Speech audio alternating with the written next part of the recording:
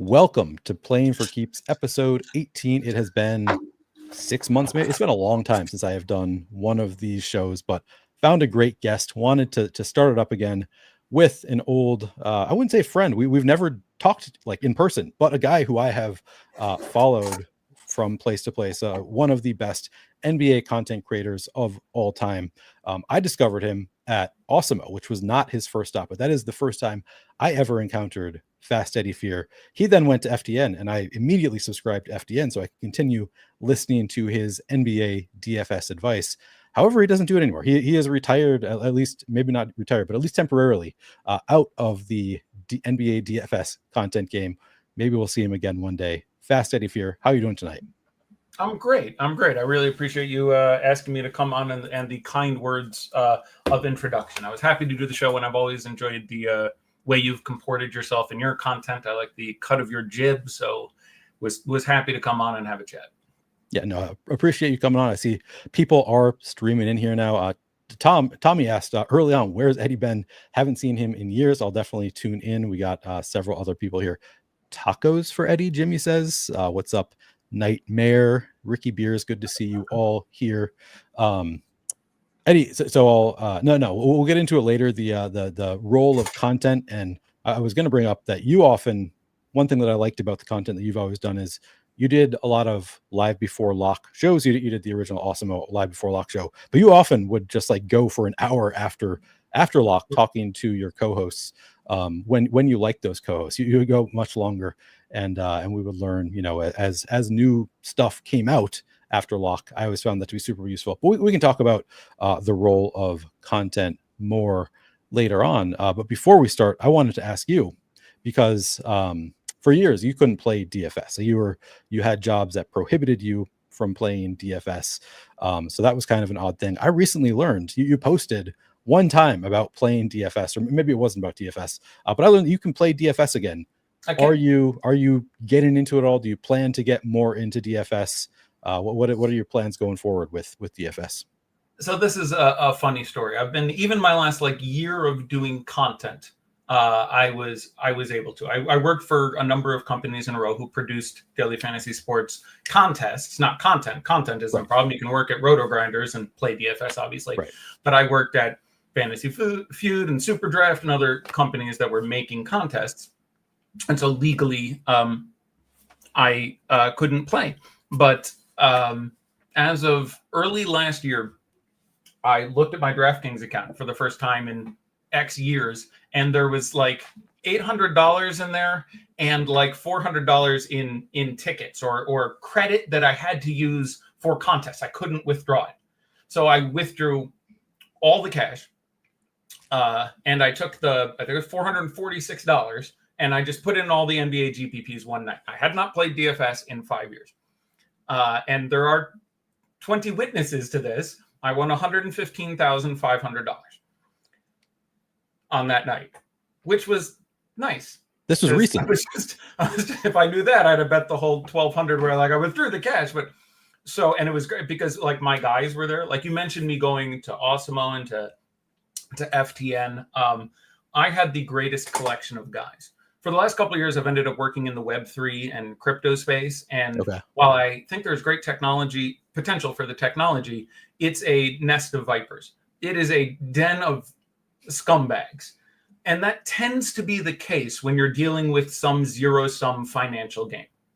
Sports betting, daily fantasy sports, something where everyone is trying to turn $1 into $1.10, you rarely have good dudes. Somehow in DFS, and maybe I have blinders, I ended up with the best dudes. I had 400, 500, 600 guys who I loved and loved me. And that made me a really nice first mover for some of the new companies. So I worked for 5 DFS companies, and 3 of them, I was one of the founders. So when they started FTN, for example, everyone had their own referral code, and there were 15 of us who founded.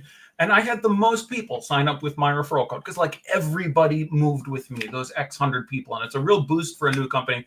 But I have been so lucky to have just such a good group of dudes, left and right and rich and poor. And we would sit there in my chat, wherever it was, and talk about mental health crises and this guy. And I still talk to 30 of these guys years later, and I get Christmas cards, and maybe my head's up my own ass because they obviously treated me extremely well, and I was founder of the feast or whatever. Sure. And so maybe this is just my egotistical brain loving that approbation.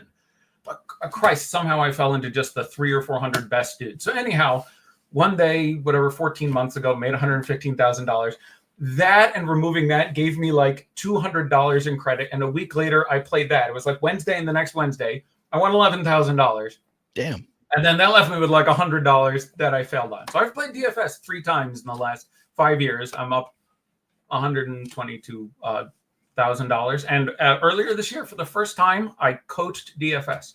People ask me if I would do private coaching once every 6 months for 10 years. And I always said no, because I was on air 25 hours a week and I would answer any question anyone put to me.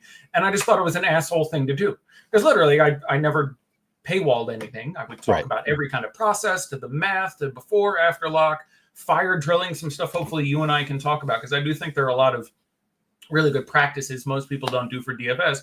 Yep. But people will be like, hey, I'll pay you whatever, $100 an hour. Let's talk about DFS. And I'd be like, you can just show up on YouTube and ask me a question and I will answer it for free. So I never coached in my entire life until about 4 months ago. I coached a guy for 10 hours because he asked. And that was a lot of fun, because it was just fun putting together sort of a curriculum and going through the high points with that guy. But that's DFS for me in the last couple of years. I've played 3 days. I still watch basketball fervently. So the half of my game that was based on knowing the NBA, I still think is tip top.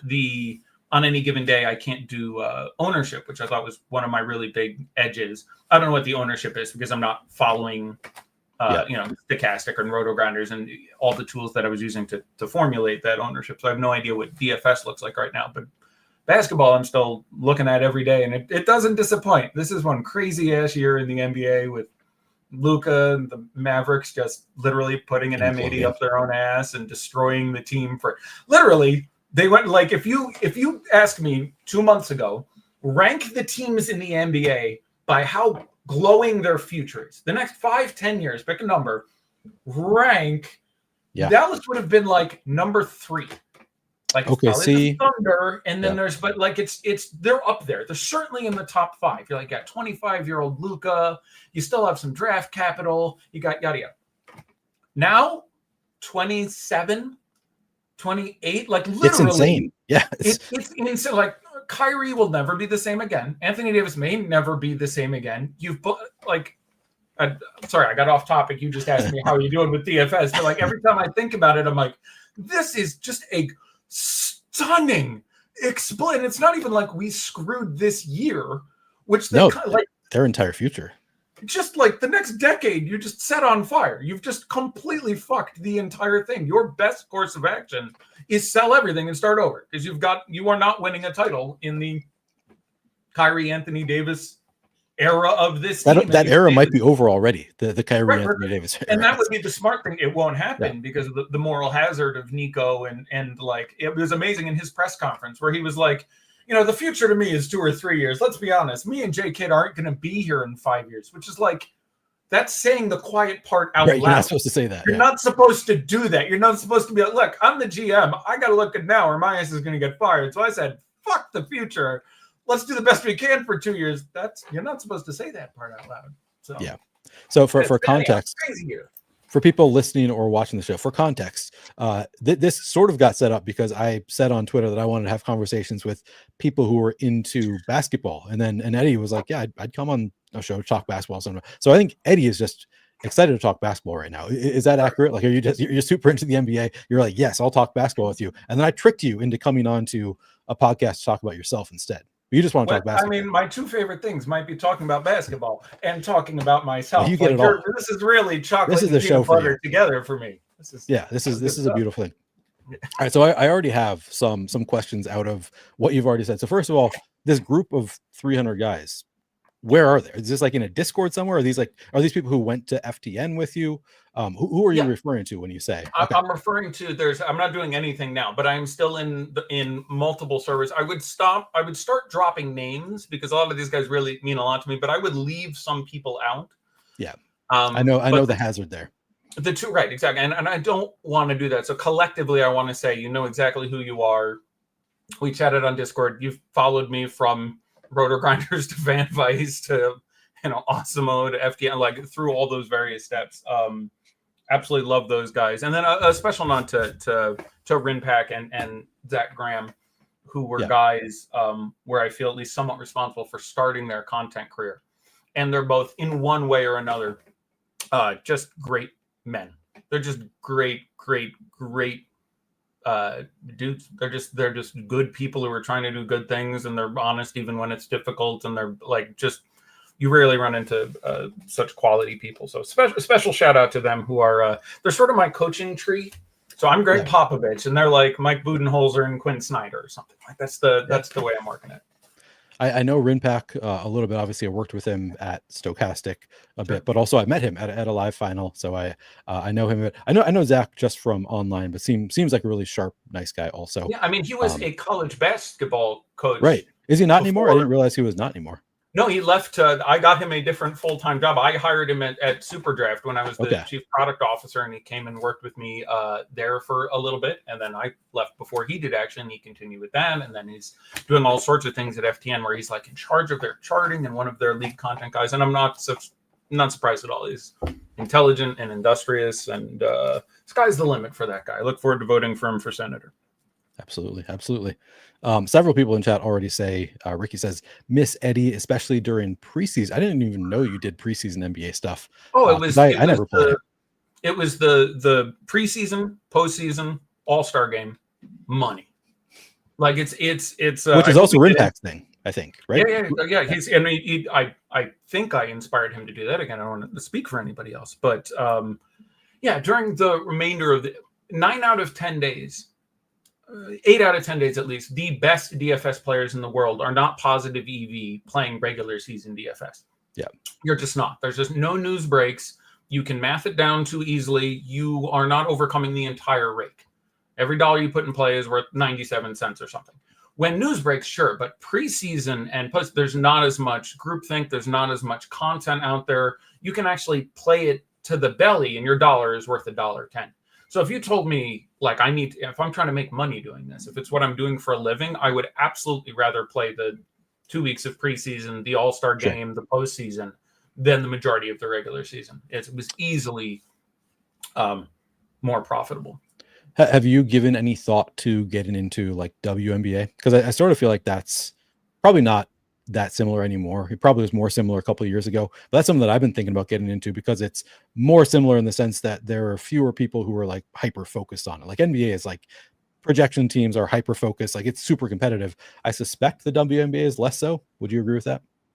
Yeah, I would assume so. I start to wonder at which point I'm cutting off my nose to spite my face. And what I mean by that is so when I started doing this 10 years ago, 9 years ago, late 2015, the whole Ethan Haskell FanDuel DraftKings Haskell-gate happened, which for those of you who were, 5 years old at the time, or what happened is there was an employee at DraftKings who won $300,000 coming in either first or second in a giant NFL contest on FanDuel. And it was pointed out by anyone who's really paying attention that, hey, if he had access to ownership data, even on a different site, that would be a huge advantage for him. This should be legislated. And that became the beginning of a whole series of provisions. New York, Massachusetts led the states in regulation. But basically, if you made DFS contests or worked for any of those companies, you could no longer play.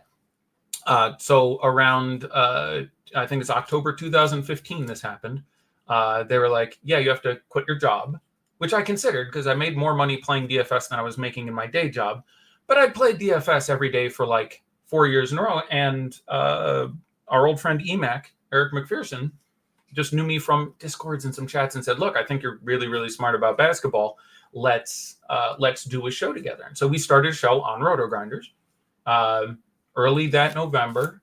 And they had previously had a show. And when EMAC and I took it over, I had been getting like 200 or 300 live viewers.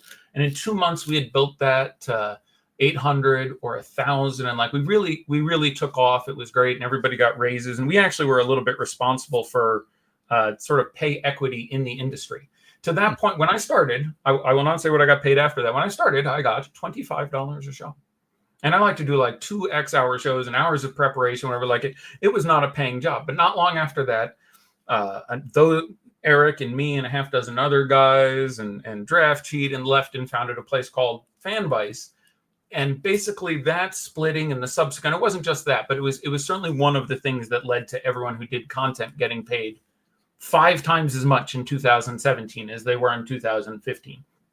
But anyhow, the number of people watching my shows went 500, 1,000, 2,000, 3,000, 4,000. Probably the most was when I was at Awesemo and the shows were still all public and I was on Reddit. Yeah. There were 5,000 people watching.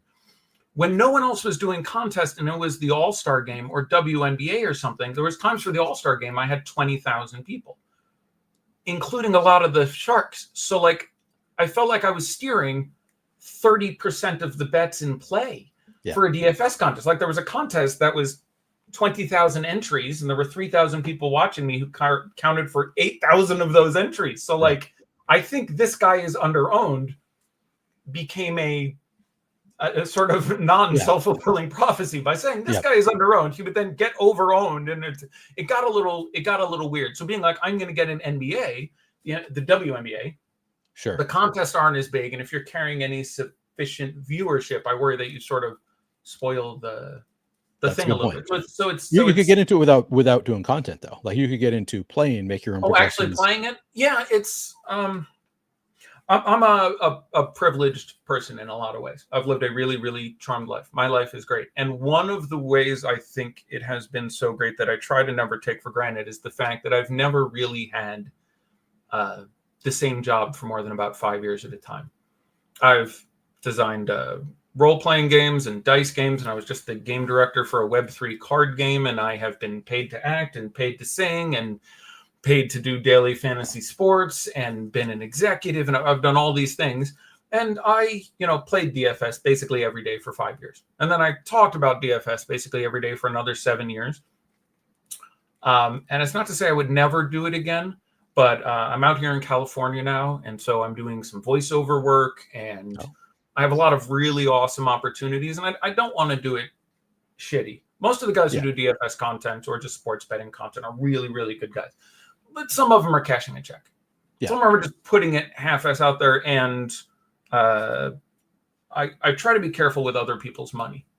Yeah. And it's something we used to talk about a lot after hours, as you alluded to, that if you're going to go out, like I take if there's 5,000 people listening to me and they're each betting, $100, that's $500,000 that people are putting in play, at least partially based on my advice. I don't want to phone that shit in. It's really, really disrespectful. I don't want to do anything halfway. So sort of, that's how we got where we are. So I could go back to playing DFS, but to do it well, even just to play, sort of precludes doing much anything else with my spare time. So, I get to do a lot of volunteer work out here. I mentioned the voiceover stuff. I think I'm going to be in a musical starting in a couple months. I'm enjoying, for the moment, my retirement. But again, it's to complete the point, I am many people, graduate high school or college if they're lucky, and then they take a job and they have to work that job, which they probably don't like at the beginning and they almost certainly don't like at the end, for 50 years. Right. And my hands are soft. I have not worked a hard day in my goddamn life, and not only in one thing where I'm talking about daily fantasy sports or working on movies or games or whatever. Like I've been really, really blessed to do a million different things. So I don't know what the next big thing is yet. Might do something in LA. I'm considering teaching. I want to either do something to really help a lot of people or work with a great team again. The last Web3 game I worked on, I had about 30 people working for me. I loved that. Not dissimilar to sort of the DFS crowd, and that there was just a pile of dedicated good people. I love teams. Like I love golfing, and I never golf because I only enjoy scrambles because I like fucking teams. I really like working together towards a shared goal. So I'm hoping to find something I don't know in what. I spend a little time on LinkedIn every day, but again, I randomly made $122,000 last year for nothing. So that was a lot of Did pad you post money. about that on Twitter or anything? Like I totally missed that happened. No, I kept it Okay, quiet. that's why. It was there are 20 or 30 people, probably someone in chat. It would surprise me if one of my lovely people didn't come here. Post in the, is this on YouTube? Because I only see the stream. It's on YouTube. It's also on Twitter. I'm streaming to both, and you can see in the StreamYard, it's compiling any comments from both Twitter and YouTube. I gotta hit. I'm looking at private chat. Let me hit comments. Ooh, look at that. Yeah. So yeah, if anyone in the YouTube or the Twitter or the StreamYard was present that day, you can say, yeah, I saw that, because I was sharing notes the entire time with 20 or 30 people. But I would in a Discord, or where were you sharing your notes? Just out of I was sharing it in, I think, Easy E's Discord, one of the Discords that is populated by former Awesemo FTN guys who were chatting. Okay. Rinpack was in there, Zach was in there. I don't know if either of them are here, but okay, gotcha. Yeah, I have not seen Rinpack or Zach in here. But maybe I'll check it out later. And they call themselves friends. Yeah, well, the Twitter algorithm these days is really suppressing like outside links and stuff. So I think I was just listening to Lowell. I don't know if you know Lowell's with Pete Overzet and Brian Hoover. They were talking about this. Like anytime you basically even refer to like I'm gonna be doing a show off of Twitter, they're really suppressing that these days. So it's getting tougher for people to find stuff ahead of time. Maybe they'll see that we're streaming and join us at some point, since it is streaming on Twitter as well. But don't cut off the friendship just yet, I guess is my point. All right. I'll see if I can tag them or something. Hold on, wait. All right. I mean, I believe that you won the big house. Oh no, it would I was surprised none of those. How many people do we have watching? Only like 50 or something? 185 total. That includes both YouTube and Twitter right now. I'm surprised we didn't get one. Yeah, I mean, maybe they'll join later. But this is also a show that people tend to listen to. Like I have some shows I do, I feel like people show up live, and then if they're not live, they're not gonna listen or watch at all. This is a podcast, so people do show up later. This is a good question from Jamie Robbins. Does Eddie do any best ball NBA? I haven't. That's I would enjoy it. I often think about doing it, and maybe I will leading into next year, later this summer. It wouldn't surprise me because that's set and forget. I do right now. The thing I spend a lot of time on is So Rare NBA. Oh, okay. Which is the NFT based one. Yep. I've probably put 10 grand into that and probably won another 10 more or so through it. It's just I really have to pay close attention for basically an hour on Monday and an hour on Friday to build your lineups. And then so I still do that. I still usually put in my fast break lineups on NBA Top Shot every night because, again, I'm a Web3 guy when I can be, and I enjoy those things. But no, definitely a best ball is something I would strongly consider.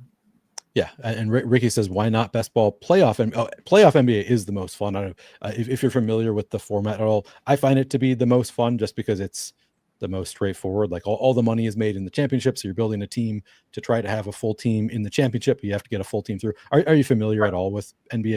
If I recall, what you're saying is it's based on you're looking at best scores and people who make it to further rounds. So part of what you're doing is picking individual players, but also in the context that players on the teams that advance will be more beneficial. Yeah, well, you basically you're generally playing for like you have 5 players that score points in your lineup. So you're drafting 10 players, 5 of them, I think it's off top. I'm trying to remember, 2 guards, 2 wings, and a big, maybe I think something like that. Are scoring points for your lineup, but you have to advance from the first round, second round, conference championship, and then the right. The so finals. If you don't end up with, so is snake draft the mechanism of creating your lineup? Is it a draft? Yep, it's a snake draft with. I can see that being very. Yeah, that sounds compelling. I'll probably give that a shot. I appreciate the heads up. Yeah, no, it's very like fun. I would want to do content for it. I know there are guys who like do drafty content, and like if I'm going to take the time to master it, like I want to do. I want to take 10 minutes on this show and give like my big 4 DFS tips, because there's like some very basic things what people don't do to make money, and if people are nice enough to tune in, there's some real just money left on the ground, in my opinion. I'm gonna add big 4 DFS tips to my notes here, because I want to hear exactly what those are.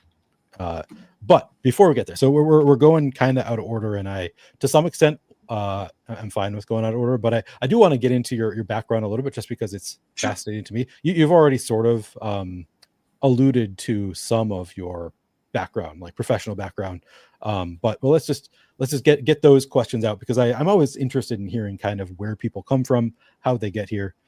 So actually, the first question I've been asking recently, which I haven't even gotten to, is where are you from, where are you now, and do you have favorite sports teams and or athletes?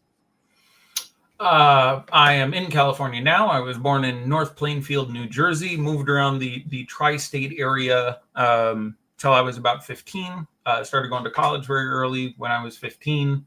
I was a gamer. I came to DFS from the context of solving a puzzle or playing a game. I've worked on a dozen or so games professionally, everything from traditional games, role-playing games, and dice games and card games. I played on the Magic the Gathering Pro Tour. You can't go more than a couple feet from me, and I'm going to have some Yu-Gi-Oh! Or Pokemon or Magic around. I got 1,000 board games in the next room. Like, I'm a gamer. I absolutely love sitting down and playing a game with them, including, like, this is my super sexy game playing machine and my OLED monitor with the 40. Like, I'm not messing around with my gaming. I love me a good game. And in that context, I had been playing fantasy sports since 1980. DFS came out, and I'm like, oh, that's a thing. And I had worked for Upper Deck for a while.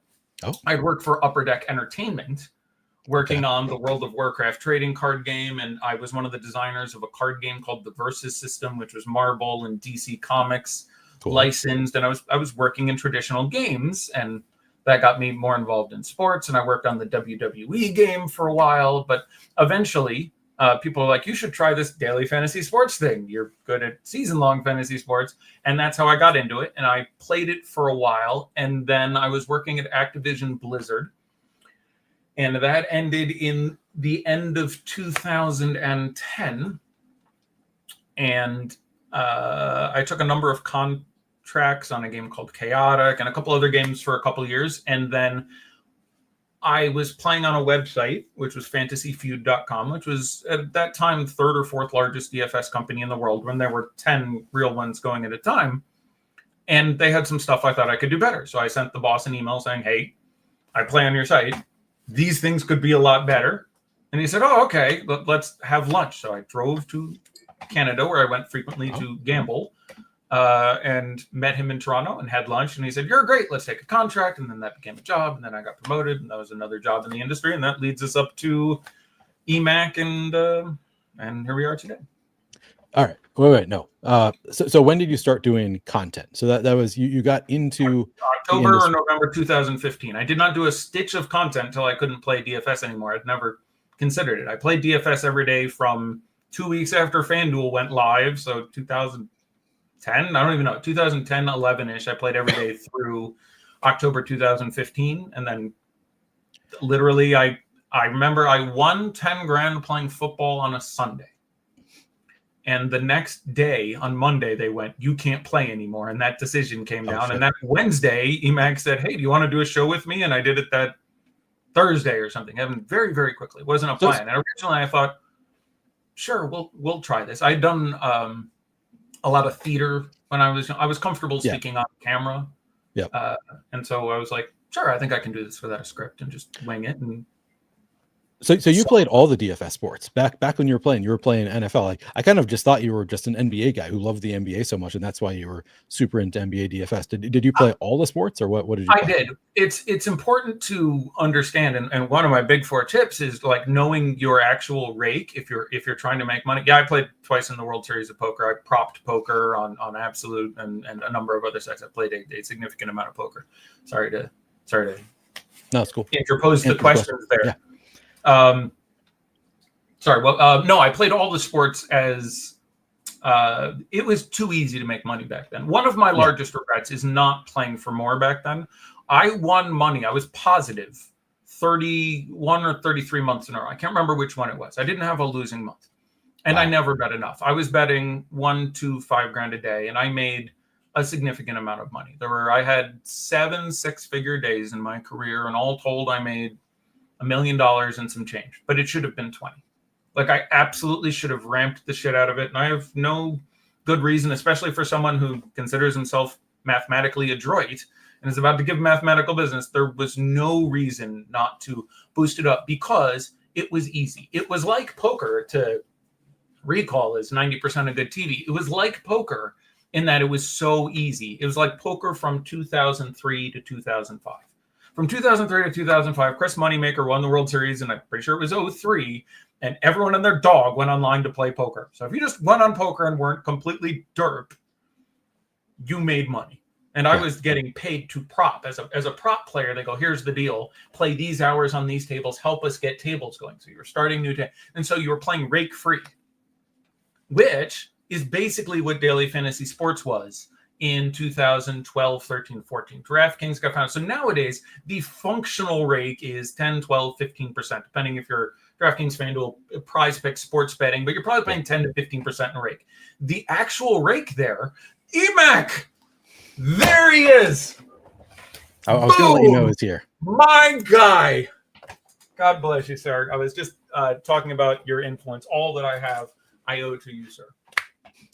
Without him saying you want to come on and do a show, that's not true. I might have cured cancer by now. Instead, I have a great knowledge of the number 11 to 15 guys in the Memphis Grizzlies roster. So maybe screw you, EMAC. But whatever I am from DFS is 100%. I had no intention of ever doing content. But I forgot what other story I was telling. But EMAC. So we're talking about other DFS sports. You made a lot of money. You did not make as much. Oh, yeah. There was no rake. Nowadays, the percentage of people who play DFS every day for a year and walk away with a relevant profit is 4% or 6%. I don't know what the number is, but make enough money to be relevant. If you're putting $1,000 in every day, so you're putting $365,000 a year into action, the percentage of people who make at least 10 or 20, that is not a minimum wage job, is like 4%. Yeah. Then it was 50. You were literally chopping through billions of dollars of DraftKings spot money and incentives and rakebacks and playing sites against each other. So it was never. If you think 50% of people were profitable back in 2011, 12, whatever, 13, 50 may be an exaggeration. Yeah, but I would bet my house it was 30, maybe 50 is a bit much. It was so. I mean, there was. If you just played on DraftKings, there was like a 14-month period. If you were just selective about contests, there was no rake there. So in a no rake contest, it is 50. There were just contests every day where they either ran rakeless contests or there was just a period of time contests never ever filled. So there, in a rakeless contest, 50% of people are profitable, and you could have, if you maneuvered sorry, over X contest. In any one contest, they're not paying 50%. Well, that assumes that the people who are profitable are not like mega profitable. Like it's not just like Condia taking everybody's money. There are people who are taking more, but that's absolutely fair. But I'll rephrase it to say the profitability sort of Gaussian curve that you're going to get would center out. You would have some extremely profitable and some extremely not profitable people. But sure. So you're right. I didn't phrase that as well as I could have. But it was very, very, very easy. It was very similar to poker in 2003, 2005. And the reason, I think, lack of rake, but then you're also competing against people like me who started playing NBA DFS without knowing NBA players or like anything about the NBA. Just like, all right, I guess I'll just, and didn't really have a process. So I'm, all right. So we're, no, we can continue down this line. I'm curious, were you making your own projections at that point, or did you just know the NBA extremely well? I was at that point. I made my own projections for almost the entire time. Maybe for the entire time. No, I eventually, for like 6 months before I stopped playing, I had converted for non-basketball sports, always used someone else's projections. I just did basketball. Okay. Because in basketball, minutes are one of the ways people don't entirely get DFS is I don't think people understand the difference in the reliability of statistics in different sports. Like your standard deviation of score of an NBA player is remarkably small relative to almost any other sport. That was a really stupid way of saying I'll give an example. LeBron James, let's say he has an average of 50 fantasy points a game. It's probably somewhere close to that. It's probably a touchdown, but let's say it's 50. In something like 90% of his games, he will score between 30 and 70. Yeah. Maybe more than 90%, but probably more. He almost always will land around that curve. If Mike Trout is in playing baseball and it's a DFS system, I don't remember how baseball scored perfectly, but let's assume his average was 50. 50% of the time he would end between 30 and 70. Like a full 50% of the time you would end up with 0, because sometimes you go 0 for 4. It even happens to Mike Trout, and sometimes you hit 3 home runs and have 11 RBI. So like there's just a much greater range of outcomes. So it's more event based. Sorry, baseball, football are a lot more event based than basketball, where and also the nature of the basketball is 1 million tiny events, so you get a much more, in a given game, LeBron James will take 16 to 26 shots, and he will make 37 to 65% of those, and he will have 12 to 22 rebounding opportunities, and he will convert 8 to 14 of those. Versus, you have 5 at bats, you get the ball thrown to as a receiver 8 times. Right. And touchdowns are worth, the other thing is touchdowns and home runs and so can be worth 1 million points. In basketball, you really can't earn more than, let's say, 4 points at a time for a 3-pointer if you're on a site with the bonus. So you go 1 here and 2 there, and 1 here and 2 there, and 1 here and 3 there. And as opposed to baseball, it's 0, 0, 17, 0, 0. So you just end up with a much more reliable data. Yeah, absolutely. All right. Before we continue, I got to ask, do you have a hard out? Like, can you only do an hour? Do you have longer? Oh no, I'm again talking about sports, talking about DFS, talking about myself. This is great. The sun, I will go. There was I forget what it was, and again, people who might have been there could testify to this, but there was one year where I think my average show length was 3 hours and 20. But we went. I don't remember. We went on an hour before lock, and I believe it. There were times we went till the late games kicked off. So we'd go on at 6 Eastern, 3 Pacific. Is this FTN days or is this 10 or 10:30, and we'd run it through. All right. So let's continue talking about. You'll tap out before I do. All right, that's fair. I mean, I've gone pretty long on this also. I did tell my wife. She asked me how long I think I'll go. I said probably 1 to 2 hours is probably we're going to go, because I didn't know if you're a night owl. I don't know your time in here, but I can always text my wife and say, hey, I'm going to go a little bit longer than expected. Go as long as it's good. So we alienate everyone. Well, we haven't really gotten into the content like timeline yet. We sort of alluded to it a little bit, but I want to start with so EMAC, by the way, flowers to EMAC. I see you. We see you in chat, EMAC. So EMAC asked you to do NBA content. This was he at Roto-Grinders at the time? Like, was that your first stop, Roto-Grinders? Yep. I always thought FanVice was before Roto-Grinders. So this is no. I did 1 year at Roto-Grinders with EMAC. And EMAC came with me. I'm a real loyalty guy. And again, EMAC picked me out of the chorus the same way I eventually picked those other guys out of the chorus with Zach and Rimpag. And at the end of the year, they had given me a raise and a second raise. And then they came. So FanVice was founded by Shane Barnard, Fantasy Shane, who we don't have that kind of time for the Shane stories, but I don't know him. He's not the fantasy douche, is he? He's a different guy. No, different guy. Okay. Shane was. There are every manner of depravity, and I can't even. But so Shane was that guy, and then he had a wealthy guy who wanted to start a DFS site. A guy in Florida, and this is eventually. I don't know if you've heard of the famous boat jumping video. No. Okay, so we're doing the promos because we're going to launch FanVice, and we all go out on this guy's boat, the financier of FanVice. We all jump off the boat and do a freeze. It's me and Draft Cheat and EMAC and Shane and some. So I don't know how long I want to go down this. This is a yacht, or like what kind of boat are we talking about? It wasn't a yacht, but it was a nice speedboat. I mean, he had money, not billions of dollars, but millions of dollars. And originally I said, look, I don't want to leave Roto-Grinders. And they said, and the guy said to Shane, apparently he was a big fan. He first offered me to coach him, and he said $10,000 a day. A day? I'm not exaggerating. He said to me, I will pay you $10,000 a day to get on a plane and come down here and teach me how to be good at DFS.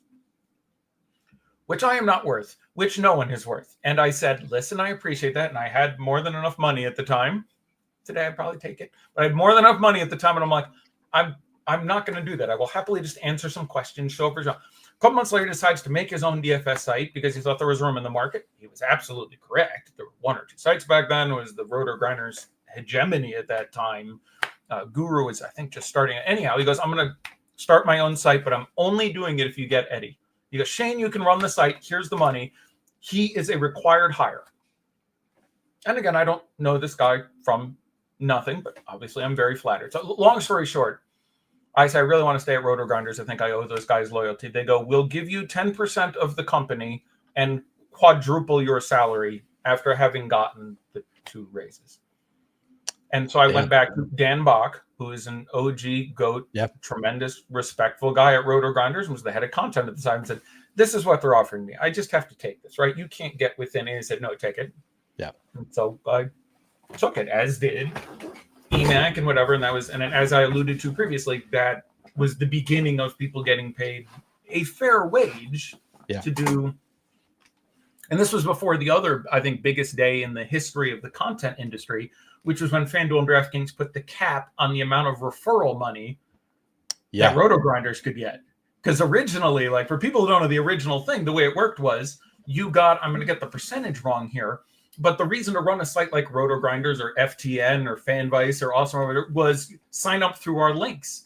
And if you signed up through their links, the site would get like 30% of your rake. It was in perpetuity.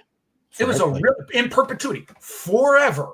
Yeah. So there were guys who you were talking about the big fish where Smiz and Eric and like Pete CSU Rams and like all these guys who were playing, because again, it was easy back in the day and people were smarter than me and were playing $100,000 a day instead of $2,000 a day. And so people were playing $100,000 a day. You're playing $100,000 a day, your rake is $10,000 a day. 30% of that is $3,000 a day that was getting kicked back to Roto Grinders. Right. So Roto Grinders had some sacred fucking cows, as did many of the other content sites, where they were getting money and money and money. And then eventually that gravy train crashed at some point where they maxed it at $1,000 an account a month or something like that. But all of a sudden, there was one day in, I don't know exactly what year this is going to be, 2018-ish, where within like a week, both FanDuel and DraftKings said, we're capping that at X dollars a month, which they apparently had the right to do. And those guys found out in very short notice that half or 3/4 of your income is about to disappear. And that is when all those tools, when you had to pay for a subscription. For the first X years, almost all of that was free. I didn't realize all of it was free for a while. You'd go to Roto Grinders, just here's all our tools, they're free. Because they wanted you to sign up to new sites with our links. That was it. They wanted you to succeed and keep signing up. And they were making millions and millions of dollars from that referral. I did not realize that was I thought the story I had heard was like they cut a deal with Roto Grinders or something like, okay, we're not going to give you infinite anymore, but you can take X amount of dollars to get out or something like that. But I do not probably know better than I do. I was not present in the room. I don't know. Yeah. I've been there for some big DFS moments, but I was not present for the negotiation. So I don't know exactly what happened, but I knew that they had publicly said, we are reducing because it wasn't just for Roto Grinders. I had a referral code. Yeah. I referred people and I was getting a residual from that. So everyone got a thing that said, we are now capping this number. And at about that time, you started getting Roto Grinders Premium and so on and so forth, because you had to have a business model that made sense. All right. So you're Roto Grinders for a year, then you get a big pay bump. You go to FanVice. How long were you at FanVice, and what they're not still around, right? No. They made it 2 years and in a series of felony indictments and cocaine binges and fireball chugging contests and paying for Ubers in Chicago with cocaine. And it was a glorious time of glory in the flower and splendor in the grass. My misspent youth of being, I was in my mid-30s at that point. Anyway, so then what? So it wasn't sold. It just like it went under because there were we sold out to Awesemo. They said, do you want our assets? Do you want sort of our people? Again, that's not quite how people are, but do you want to assume these contracts and take these guys and whatever? So I did Roto Grinders for 1, FanVice for 2, and then to Awesemo. Okay. And do you know approximately when you landed at Awesemo? So I guess that was like 2018 or so? Yeah, I think you're on about it, 18. Okay. Yeah, that sounds about right. I don't remember my timeline exactly when I discovered Awesemo and started watching those shows, but that was my first exposure to you and to Adam and Josh and the whole crew there. Were Really, really good guys. I didn't always agree with them. There were guys there who were really close friends of mine, yeah, but I respected all the on-air hosts. I have known some on-air host scumbags. None of those guys. Those no, guys were doing their best, and I was a decade older than them, and like we had our conflicts, but I have nothing but respect for Josh and Adam and just any yeah. number of guys over there. They're quality people doing a good job. So the start of Awesemo, I think Emac and I have had disagreements about this, and he would know better than I do, but he tells it was Josh and Adam did the show before Live Before Lock. I'm blanking on the name of it now. Deeper Dive. Josh and Adam did Deeper Dive, and then I've always I'm like, okay, and then it was Eddie and somebody else, and I never remember who your co-host is. And Emac tells me it was him. Well, was it consistently Emac to start? It rotated, and also Okay, was different from year one to year two. It was occasionally Lofty. It was sometimes Adam. okay. It was sometimes Emac. It was always me and Guy, but Guy was a bit variable. Okay. And again, it was I was in a Twitter fight recently, and someone referred to one of those other guys and said they're just bitchy because they were your opening act and you were always better. I'm not going to say whether or not I was better, but the reason that was because I could not play legally. Right. So it made So sense. I was happy to be on Up to Lock. Those guys were putting down 10 grand a day and wanted to tend to their lineups. And the end of the show, someone sitting here just typing and trying to fix their 150 lineups on air sucked balls. So I was like, look, we got a plan here. I'll go on Up to Lock. You guys go on up to first. Your show will be more about laying the exposure for the whole slate. Like if someone doesn't know it, my show will be more breaking news and nuance. Yeah. And it really worked. It was a really good lineup. Everyone was doing what they should have been doing. But it was me and a series of co-hosts. I'm glad someone remembers the boat video. That's good. Yeah. Also, so I need to ask what before we move on and talk more about your time at Awesemo. As I was looking for pictures of you on the interwebs, on your Twitter, I believe I came across a picture of you with somebody, and I feel like it might have been Shane. Like I feel like I read the comments because I was like, you posted a picture of you recently ran into somebody, and somebody asked you, was he shit-faced or something like that, and you said he's been sober for 5 years. Would that have been Shane? The picture that I saw? Fantasy Shane. I ran into him at NFT NYC, where if you know Shane, like Shane walked up to me and said something that is true for very few people. I've known Shane for a while, and Shane's had some difficulties in his life and enjoyed a drink more than perhaps he should have. And there's a lot of stories about Shane at the day of the boat video. Like we're talking about the boat video, Shane gets pulled in the undertow and his heel gets hit by the boat propeller. So Shane's got a gash in his foot 2 inches deep.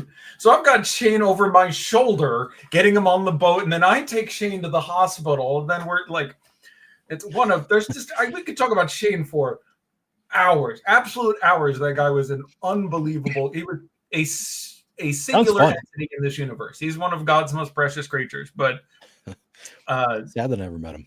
Yeah, that was Shane. So he said, oh yeah, I bought some of these Bored Apes.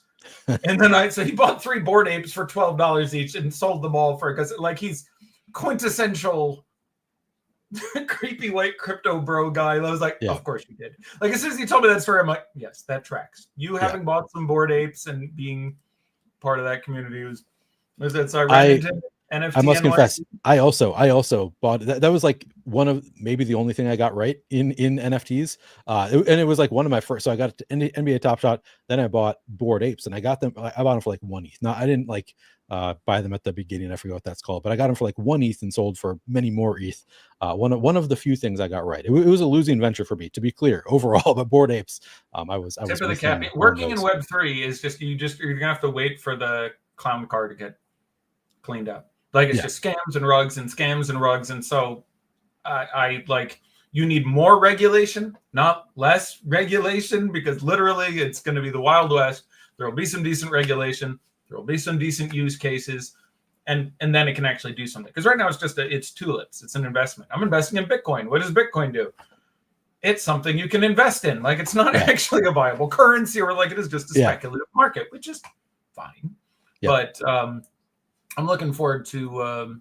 It's just one of those things. It'll take a while to have a good use case in gaming, and then you can do some fun things with it. It'll be my wife and I recently watched a documentary on Bitcoin, and I came away from it thinking, this does seem kind of intriguing. Maybe I want to buy some, but I still couldn't explain it to anybody, how it works, like why. It was just like, yeah, they're making a lot of good points here. Anyway, not on from that. So I'm glad that you say it was a rotating cast for the live before lock shows, because I felt really bad, because I feel like I always credit Josh, Adam, you. And if EMAC was the fourth, I'm like, I love EMAC. I really respect EMAC, but I don't include him in that group because I'm like, I don't remember EMAC. For most of that time was doing like the morning show. Like, he was doing here's a 5-minute rundown in your break. I did not think he was one of the four of us. And I thought that regularly scheduled thing was me, Lofty, Josh, Adam. Okay, it might have been Lofty. Frequent 4 people who are getting in there at the close. And that was cool. Were you only at Awesemo for 2 years? 2 years, I think. 2 years. And so that was the first year, and then the second year, everything changed. They brought in Chris Randone, and that was a little bit of a different vibe. How was that? How did you enjoy your? You don't have to get into it if you don't want to, but it was a different vibe. I try not to dunk on anybody when I haven't walked a mile in their shoes. You know what I'm saying? And like, Chris had made a living and a character for himself being a certain kind of guy. Yeah. And so, like, you and I are going to largely avoid politics, but you elected Donald Trump president, you get Donald Trump. Anyone who was thinking like, oh, we're going to elect him president, all of a sudden he's going to be the most humble, unassuming guy, that was never going to happen, whether you're a fan or not. So when you take, Chris Randone, which is a bit more style than substance, and say, we're going to make this guy talk DFS, that was a reasonably predictable outcome about how that whole thing went down. Yeah. So I will say my biggest issue with it is I don't think you need to be a great DFS mind. You don't need to be a ton of substance to be the host for a show that somebody like you is on, as long as you don't like interrupt and interject a lot. Like, just like do your job as the host, set things up, and let the person you want to hear from talk a little more. And sometimes I thought there were some issues there, but it depends on the role. There are some great guys who are not particularly great at the sport or particularly mathematically adroit, who are still fine hosts. Right. Like, that's a part of the job. And I will say, I was in a conflict with someone online once, another DFS host who doesn't need to be named, but he said to me, your show may be more entertaining than mine, but it'll never be better. And my immediate response was, that is such a self-own that you don't think there's any value to having it be entertaining outside of, like, DFS is a fucking grind. Everyone listening to this knows that. Sitting down and sticking your head in a spreadsheet for several hours every day to build your 150x lineups and do so on and so forth, that's a grind. So if you can listen to someone who is interesting and compelling in addition to informative, that's the dream. So I said, well, it's something. I also think it's important to designate that who is good for someone is not necessarily good for someone else. True. So I'm a very good complement for someone who is already understands all the basics. Yeah. And again, that's the way we set it up. 5 to 6 o'clock. Let's give you the basics. 6 to 7. Let's get into some more of the ownership plays and the breaking news. And if this happens, and here's the correlation. And like, that was, I thought, an excellent structure. But there's plenty of people for whom I would be a great host, and plenty of people who internally make redundant. There are people who need me to bring them out of their shell because they're playing too safe. You can play DFS too safe, especially if you're playing GPPs. There's some people who need to be reined in, and they need to listen to someone other than me. So I think it's worth pointing out that there may not even be an empirical inherent better. Sure, of course. Yeah, there's different people who better. That makes sense. All right. So then you, after 2 years, you left Stochastic to join FTN just as it was starting, right? So were you one of the founders of FTN? I was. I still own a small piece. They You do? Okay, I didn't realize that. Case, if I came in, I'm like, I will come in. I will work my ass off. I will go on air 20 hours a week for you. Give me a piece of the pie.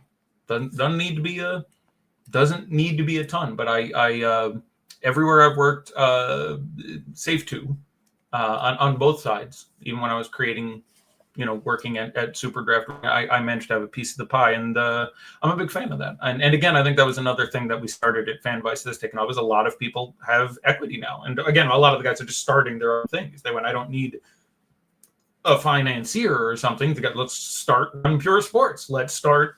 Right. You just get 5 good content people together. You hire one dude to make you some tools. You supervise, and you provide some good content. So I'm a fan of having been a part of the democratization of the space in that way. Very cool. Very cool. And how long did you do content for FTN? Was it like another 2 years? Kind of felt like you sort of gradually did less and less at FTN was my impression as a consumer of the content. I had to. My career, it got to the point where, it was hard for them to pay me $1,000 a week, and my career was paying me $1,000 a day. So, and it didn't. And again, I don't like it to be all about the money, which is why I did it for so long, even when it just didn't make a ton of sense, because I loved the experience. But I did it for long enough. I at least needed a break. So I've been off for 3 years, but I did 7 years total. I did 1 and then 2 and then 2 and then 2. Okay. It's funny you asked me a question that we eventually scrubbed, because you were going to say who's on your Mount Rushmore of DFS players, and something I wanted to convey that seems obvious but I don't hear said enough is almost none of, unless this has radically changed with the degree of transparency on Twitter and in the DFS industry over the last couple of years, you don't know who's good. If you and I, let's say you and I both play DFS, okay, and I play $100,000 a day. Okay. And you play $90,000 a day. Okay. Over the course of a year, I'm going to have put in $36.5 million in action. And you're going to have put in $32.9 million in action. Now, let's say we each profit $34 million is what we take back out. Sure. I lost $2.5 million. You made $1.1 million last year. The person looking at us from afar has no visibility of that. Right. I took a massive 7-figure loss. You made $1 million in profit. It looks identical to them. They have no idea. They just say, I see that guy's name at the top of the boards all the time. That guy must be really good. He used to drive me up the fucking wall. I would have friends of mine or people who worked content with me who I knew were losing 7 figures a year. And they would be like, this guy's the greatest. And I'm like, how would you know? Like, because you just can't view the end. Like, you're looking at it. I defer to that example. But again, like if we each make 34 million out a year, that will look identical to someone watching. But if I put in 10% more lineups, I lost 2 million and you made 1. So 99% of people, I have no idea how good they were. Sure. Like I'd almost do a Mount Rushmore of content or something, because there's some people I really respect. I thought about asking you that, but then I didn't want to put you in that spot of having, like you said, of the leaving people off. You can try if you. I usually say it for the end of the show, but if you want to think about it, I will back off. Except I will generally say the incidences of bad conduct were very rare. There was only one time I saw somebody intentionally steer people wrong in content for the purpose of advantage. I saw it one time, and I stirred holy hell, and that person was fired because of it. I saw that once. Did they like fess up to it? Like, how did you know that no, was the case? Never became public. Because I knew and had visibility of their lineups, and we had a separate conversation. It was about football.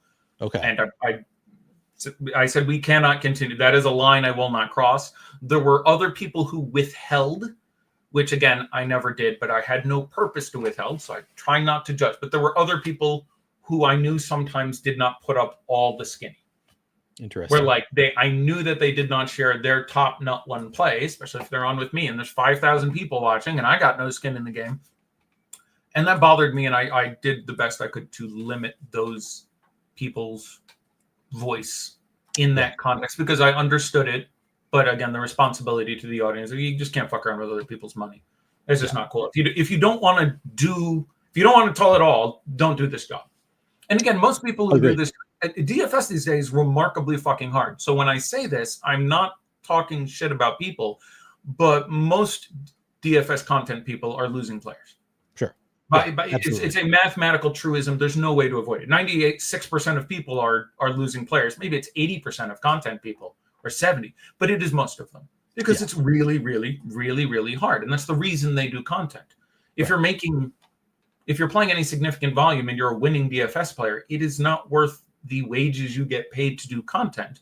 It just doesn't sort of make sense. So I always push back on that because when I started doing content, I was making a lot of money at DFS, and I was like, this seems safer, and I wanted, like, it was just kind of enjoyable, like something that seemed like a better long-term path.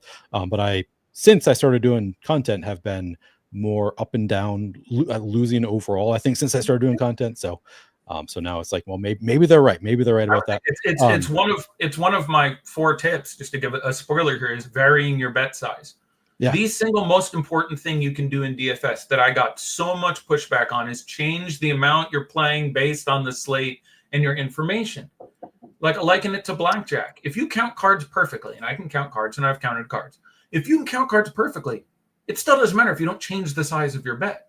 So I know so many people, this is the vast majority of players who play X dollars a day, or X dollars a day on the weekdays and Y dollars on the weekends. You're not going to win. It's insane that the advantage of bet more when you are advantaged isn't. Well, I'll come back to it later. Do you think that's tough for NBA DFS though? Because sometimes you don't really know until later if you're going to have an advantage, like based on. That's tip 4. Tip 4. Okay. We should almost do it now, because tip 4 is fire drill. Like, I used to say this to people, and these are the 2 most important things to make money in DFS. These are the 1 and 2. 1, vary your bet. If you're not varying your bet, you are not winning outside of luck, and you are not winning over any extended period of time. You can't. It's basically a mathematical truism, because you are not advantaged most days, 70, 80, 90% of days. So if you don't bet more on the days you have an edge, you are not winning over time. So 1, vary your bet. 2, fire drill the shit out of that. Literally, and I did this with the guy I coached a few months ago. I said, okay, we're going to do a scenario, okay? Put in your action for tonight. And it was 1 o'clock in the afternoon. Slate was at 7 p.m. Put in all your action. You ready? Okay. Let's pretend it's 6:57. It's 3 minutes before lock. Okay. Jalen Brunson just got late scratched. Cameron Payne is starting for the Knicks. Go. What do you do? How do you, now that you're advantaged, get the most chips in the middle of the fucking table? And people don't have an answer to that question. And that's everything. Like, that is how you make your money, is that, like, the days I was making money, or the days I made money for people touting, were always that. It was just like, there's not an edge. And frequently at 6:58, I'm going, do this, put every dollar you can on the table. This guy is going to be owned 40%, and he is going to get a 0. Every dollar you bet today is worth $1.25. Right. Bet your money. And it's just, people never did it. And it was a huge step of the process, is fire drill. What do you do? And again, I was playing 7 sites at a time. So it was tricky. But what is your process? It's 6:57. Jalen Brunson is out. Cameron Payne is starting for the Knicks. Jalen Brunson was going to be 40% owned in a great matchup with the Wizards. He is now going to be 30% owned, giving 30% a 0, and you're going to have the best value playing the slate. What do you do? And that question should inform how many sites you're playing. Because if you can't adequately ramp up with your process, you need to change your fucking process, because the ability to ramp up is critical. So if you're playing $500 a day, and I never recommended, like, the logical caveat would be only play days your advantage. Because my theory is, and I think it's just a mathematical truism, you are negative EV 8 or 9 out of 10 days. Every dollar you put in play is worth 94 cents. You shouldn't play it all those days. That is mentally too taxing for people, because you would sometimes hit the nut on those days. And I have had stuff like that happen. So you can't say that. But if you're playing $500 a day, you need a plan to get $20,000 out there when you know the nuts are in your hand, and people don't have that plan. I mean, in theory, I agree that makes a lot of sense. And obviously, to an extent, you can do exactly what you're saying. But the tough thing is, and to your point of playing multiple sites, like DraftKings, the contests are going to be filled. Like the big contests where you can win $100,000 are going to be filled when that happens. So it's like, okay, now I can play this contest. It's $500 to first. Especially now. Back when I used to rant about this, that wasn't always the case. Now, apparently, the fact that they've gone super safe with all the contest sizing is it's a lot tougher. But I hear what you're saying, and it's still like you can do it to an extent, especially if you do play. Like maybe Yahoo, there's going to be some spots left over. If you have a process for getting lineups in on the sites with head-to-head queues, can you grab Just $1 million $5 head-to-heads. That's and good how point. do you? But whatever it is, like, are you sports betting? Are you prize picking? But just what is it? You have this valuable information. How do you? And if the answer is, I can't because I'm not playing on the right site or the right contests, then I would suggest that should lead you to change. Find a place where you can take that advantage, because if you're playing DFS well, you should lose most of the time and just absolutely clean up when you have the nuts. It is a critical. Right. All right, let's do it now. Let's do the big 4 DFS notes. Okay. And you've kind of alluded to some, but you want to go like in your order? Is it what is your? Do you go in like? Is it chronological? Is this like most important to least? I've only done this once for one dude, but it's I spent 2 hours talking about it with him. I'll go with the very quick version. One, and this is for people who are trying to make a living at it, trying to sincerely, they're willing to put in some effort and some money to make some money, or they want to improve their rate of loss. If you're playing $50 a night and you're enjoying yourself, fuck all this.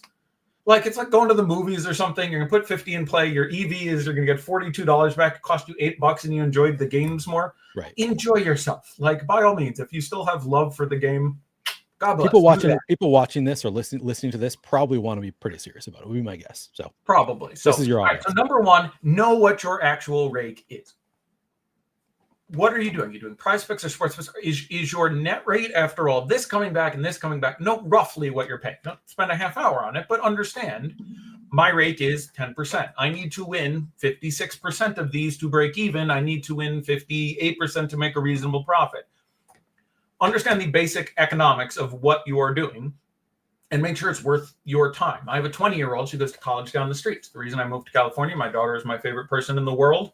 I couldn't bear to be away from her. She went to the University of California, Riverside. It's about 500 yards that way. And I see her a few times a week. And it's, again, one of many, many ways I'm incredibly blessed. But she and I were talking the other day about opportunity cost. Your time has an incredible amount of value. So she went, going to college costs me X dollars a year. And I said, well, it costs you X dollars a year plus the Y dollars you're not earning because you're going to college. So when you're playing DFS, if you're saying, I do DFS to make money, that's fine, but have a sense of what the rake is, how much you're playing, how much you're making, and how many hours you're putting in. You may find out that even if you're making money, you're making $3.08 an hour, which you better enjoy it. If not, you got to change something or stop. So one is understand the basic economics of what you're doing.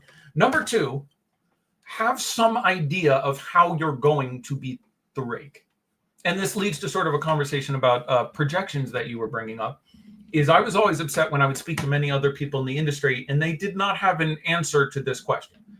As it got later on, and instead of 50% of people winning, it became 15 and then 10 and then 5. The question was, what does your content do to help someone beat that? And I always thought projections was a transparently fraudulent and inaccurate answer. Again, the analogy I discussed with you before and I used to say all the time was projections for fantasy basketball are like sneakers in actual basketball.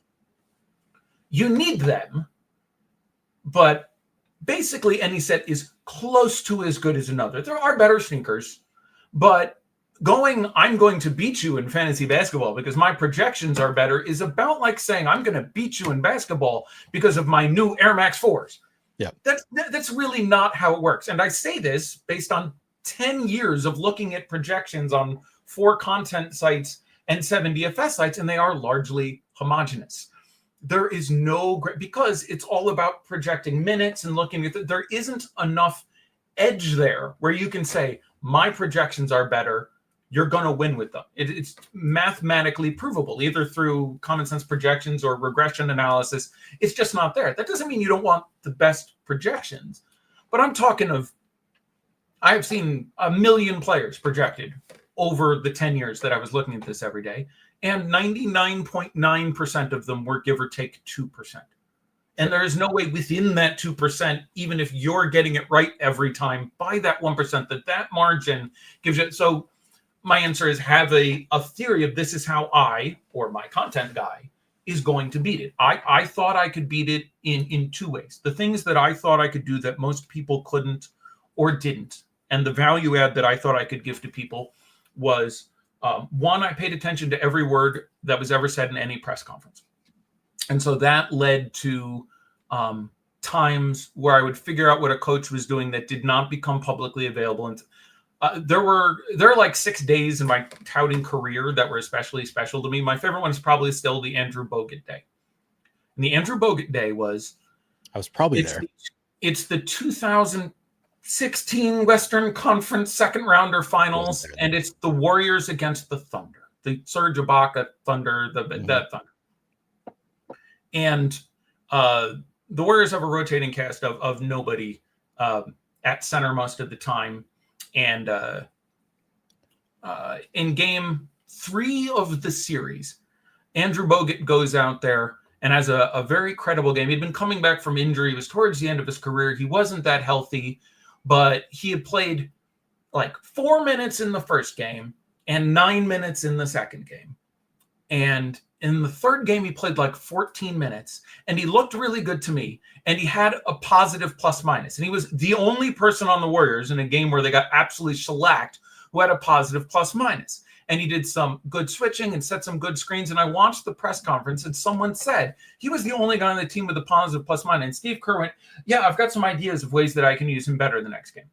I believe that was his exact quote, and no one else said anything. So we go to 2 days later, the next game, and I'm looking at the scenario, and there were no good center plays.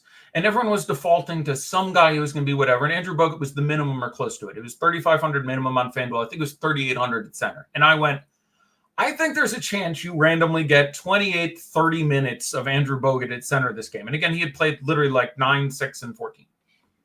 And I don't really like anyone else. And he's cheap enough and there are spend ups. I would play 100% Andrew Bogut tonight. And I don't say that a lot. I say that like once a month. Like, and you've probably, if you've watched my content, you've probably heard me say that, which was, I don't say this a lot. I would play 100% Andrew Bogut. I made the theory, and Andrew Bogut went out and played 28 minutes and had 48 fantasy points and just went the fuck off. And he was 4.2% owned or something. And it was all people who watched your show. 3.8% of which had been watching my show. So if on FanDuel and DraftKings there was $12 million in prizes that day, people watching my show won 11 of it. Like, it was insane. The next 2 days were like, I bought a boat. I put my kid through college. Like, it was just one of the greatest. So the 2 value ads I had were, one, I had a service and I listened to every word that was said by every person at a press conference. Does that service still exist? No, I was paying a guy. Oh, so okay. I was literally just chipping someone's cheddar who was working. So that was one. And then the second thing was, I thought I had a better grasp on ownership than anyone else. And that was a huge advantage. We used to do a thing, if you watched my show, it would go 6:59, 7 o'clock, and I would go, okay. And I would kick back my chair and go, okay, somebody get the ownership. And I would fold my hands and they go, get the ownership. I go, what's the contest? They go, it's $27 for $600,000. And I'd go, okay, number one, let's see, he's out. So Andre Drummond, 61%. I did it day after day after day after day after. And that I remember that game. That was a fun game. By the time I retired, I was still better than any site. Sites would put up ownership projections, and I would say they are just wrong. And I was better than they were 90% of the time. There were times, and I would try to own it, that it would be like, they're wrong. There's no way that guy's that owned. And he'd be that owned, and I'd be like, oh, fuck, I missed that. Yeah. But I spent all day on Twitter and watched what the league decisions makers were making, and you just gotta feel the pareidolia, apophenia of it, where this is the way that people are going to view this. And I was, even that was, what did you just say? Pareidolia, apophilia. What did you just say? Pareidolia and apophenia were the 2 things I said. I think I might have used one of them out of context. Okay. Pareidolia is pattern recognition. Okay. And then apophenia is, I sort of misused it because apophenia, I think, is the human tendency to create correlation where it doesn't actually exist. Okay. So that one is slightly off because the theory is that it did exist there. But I'm just talking about just doing it again and again and again and again. Okay. I got very practiced at these are the things on the slate, and I think people will pay down there, and for that reason, this pay and. But anyhow, that was, so step 2 is have some theory as to how you're going to win. Don't just be like, yeah, it's 8% rake. I hope I'll beat it, which is fine. Again, if you're gambling, but if you're trying to make money, have a theory, have a business model. Any business you make, it's like, this is how we're going to make our money. I'm going to sell advertising. I'm going to take kickbacks from FanDuel and DraftKings, whatever. I have a business model. So thing number 2, Pareidolia apatha is a nice backyard structure to provide shade for your pet ducks. That's great. Yes, it's. I told my wife I was doing a podcast, and she's like, "You should have them do a video podcast." And I'm like, "I'll ask if it is." She's like, "Well, half of your ability is your head of hair, so if you don't have that, you're already." I lack that ability. I'm like, "Thanks, honey. Thanks. She's a sweetheart." So anyhow, number 2, have a theory as to how you're gonna beat. Number 3, vary your fucking bet size. I'll give you the 10-second version, but I'm gonna say again, it is insane. If you play the same amount every day, you're a fish. You're just again, if you can count cards perfectly, blackjack, if you play perfect basic, is a 0.6% house edge. And you can count cards perfectly, and I can get pretty close to it. And if you can't change the size of your bet, you just still are losing. It's the same thing with DFS. There is a significant rate loss every day. Your dollar is worth 92 cents, 94 cents, 96 cents. Yep. When your dollar is worth $1.10, or sometimes it's literally $1.30, you have got to flood the fucking zone. So vary your bet size. And then 4, practice it. How are you going to do that? This is what I do every day. Get a scenario. It is 6:53.5. There's 6.5 minutes until lock. Shai Gilgeous-Alexander is out, and there was a bus crash where all the guys under 22 on the Houston Rockets are dead on the side of the road, and that game was canceled. Oh, shit. I'm going to, what do you do? Have a plan. Most people just didn't ever do that, and so it made 0.3 irrelevant because they're like, oh, shit, I got that news, but I didn't have time. I just edited 2 of my 3 lineups on DraftKings, and it's like, well, and doing steps 3 and 4 and iterating them is going to teach you how to best make your money. That's how you and if you find out, look, I'm playing too many sites and too many lineups and sports betting and parlaying and all this shit, you're going to end up disadvantaged unless you have a plan. So that was the those were the 4 steps really. So love it. There it is. Know the actual rake. Have some sort of semblance of plan for how to beat it. Vary your bet size and fire drill the variance of your bet size, and then use the sort of 4 subsection B is use that experience to realize maybe you're playing the wrong contest, or too many or too few, or too many sites, or too many lineups, but have a way, because if you can't vary your bet size and flood the zone, you aren't going to win. I love it. That was great insights from Eddie, and we have tons of people just in the chat talking about how much money you made them. Paul and Boat says, "Let's go, won me a lot of cash back in the day." Dominique said, "Won tens of thousands because of this guy King." People loving the Anthony asks, "Where's the drink in your hair?" I would repeatedly pour beverages on my head. Okay. I don't know where that started. I don't know if it was, I don't know how it, but I poured Monster energy drinks in my head on more than one occasion. Okay. That was not part of your shtick at least when I was watching. I feel like I watched most of your shows while you were at Awesemo and FTN. I do not recall that being part of your I mean, I think it happened 5 times over 7 years or something, and so I could have just missed the shows. We would be at 9:15 at night where we were talking about deviant sexuality or whatever that we took. I remember some of those. It was everyone should have the sense of approval and approbation and favor that I had. I do not take for granted that people would sit around just to listen to me shoot the shit and talk. I think a lot of, I was having a conversation with my mom earlier today, and I was saying how much I respected any celebrity who is world-class at anything, who just does not go apeshit insane, who does not go Kanye, R. Kelly, Michael Jackson, whatever, and I don't blame those people, because the human brain and condition is not well set up to understand celebrity. The process, I don't think people get what being an NBA player is like. I was a pretty good athlete. I played 2 sports through college, but I wasn't all that. People who play in the NBA, there's 450, 500 players in the NBA. Every one of them was the best at every athletic thing they did every day for their entire life, from age 6, 7, 8, 9, 10, 12, 13, high school. All the girls want to fuck you. All the coaches are coming to recruit you. Everyone, all the teachers are like, hey, fuck it, we need to win that game against Central on Friday. You're good with me. Don't worry about your homework. Everyone is completely up your ass. And then college almost certainly if you ever play NBA, you were the best guy on your college team. Yeah. And again, all the girls want to fuck you, or all the guys want to fuck you, but everyone wants to fuck you because you're the best athlete in this country. And so you get that experience. And then you're in the NBA, 94% of people, you're suddenly the 8th best guy on your team. Yeah. So that's hard. You have to go from, I have been the best guy on the court for 5,000 days in a row for the last 15 years to, okay, hold on. All of a sudden I'm Taysom Wallace. I'm the 11th best guy on this team. I got to slow my roll. But the women still want to fuck you as the 8th best, I would think. All the women still want to fuck. Yeah, I should have repeated that. And the men too. And sure. Women want to be with them. Men want to be them. There's the whole. So, I guess my point was, people, it's very hard to deal with people telling you you're awesome. And you end up with fucking Kanye and Michael Jackson. I mean, that's why I have so much respect for LeBron James.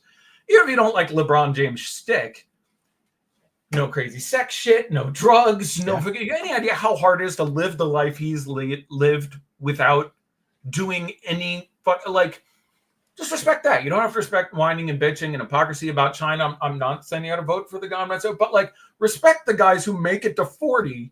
And the worst thing he ever did was what? I have endless respect for that. So I brought that up because I want everyone to have the kind of approval I had and get to be the head of my own little cult and not be an asshole about it. Instead of being like, check out how awesome I am. I try to make my takeaway. What an incredible opportunity. What a kindness that and again, I was so heartened by the conversations these guys would have that were constructive about DeMar DeRozan, Kevin Love, and mental health among men. And some of those guys would reach out and support each other, and money changed hands. And we're just incredibly proud that I had that opportunity. And I do miss that quite a bit. So why walk away then? I guess is that or are you set on walking away from doing content? Is there a part of you that's like, maybe I'll do it again someday? No, I've thought about it. I think there is. So I've designed some DFS formats, and I've spoken with Justin Pham and some other guys at Unabated who do content. Yep. I've spoken with Jeremy at Underdog. He and I I'll speak for myself. I have a lingering respect for him, and he and I have had conversations for years. And so it wouldn't surprise me if I went back into making DFS is not good. I will not give you the full 2-hour chat of it, but DFS is a very, very, very, very, very, very bad product, which is the reason that as soon as sports betting became legal, half the people abandoned it because it's not a good product. I mean, there's 10 good reasons. I don't know. I do have a phone. It's 2025. You need to be able to use this to do any sort of gambling or sports or entertainment or whatever the hell, and you can't. You cannot competently enter a salary cap contest, at least on this phone. Yeah, it's impossible, and that is fault. There are any number there are two kinds of sports games. One is fantasy sports, and the other is playing the actual sports. There are a myriad of other fun games I've designed. Again, I'm a game designer that are neither of those things, but that would be fun to do on a daily basis. I have multiple friends who work at DraftKings, and I have tinkered from time to time with trying to get a job there. But I'm endlessly frustrated by their lack of ever creating a new product. Ever. We have 5,000 employees and $5 billion. Let's do nothing. Nothing, ever nothing. They innovated nothing ever. It drove me insane. Everything they did was a copy of, Draft was a copy of Draft. They came out with Quick Picks in 2019. I made Quick Picks in Fantasy Feud in 2012. 7 years later, they're like, look at our new product mode. And I'm like, yeah, really? They came out with Rainmakers, which was a shit copy of So Rare. They came out with and so a part of me is like, how did you, and again, it didn't matter because people are degenerate gamblers, so they'll be fine. But is DFS dead?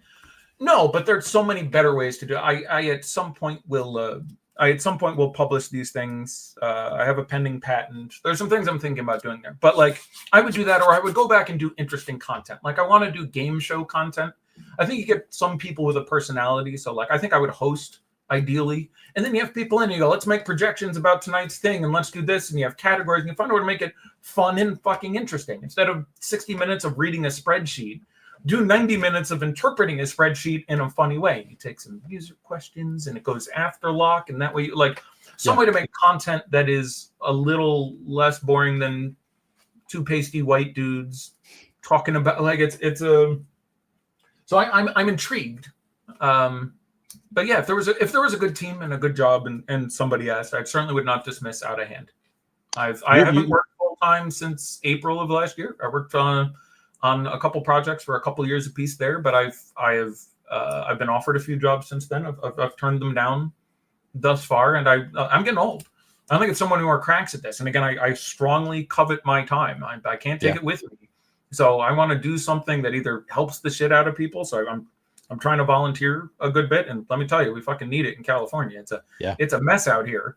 I'm a pretty moderate guy, but the homelessness situation, and then I might. You're what part of California? You say I'm in Riverside, so that's about an hour inside of Los Angeles.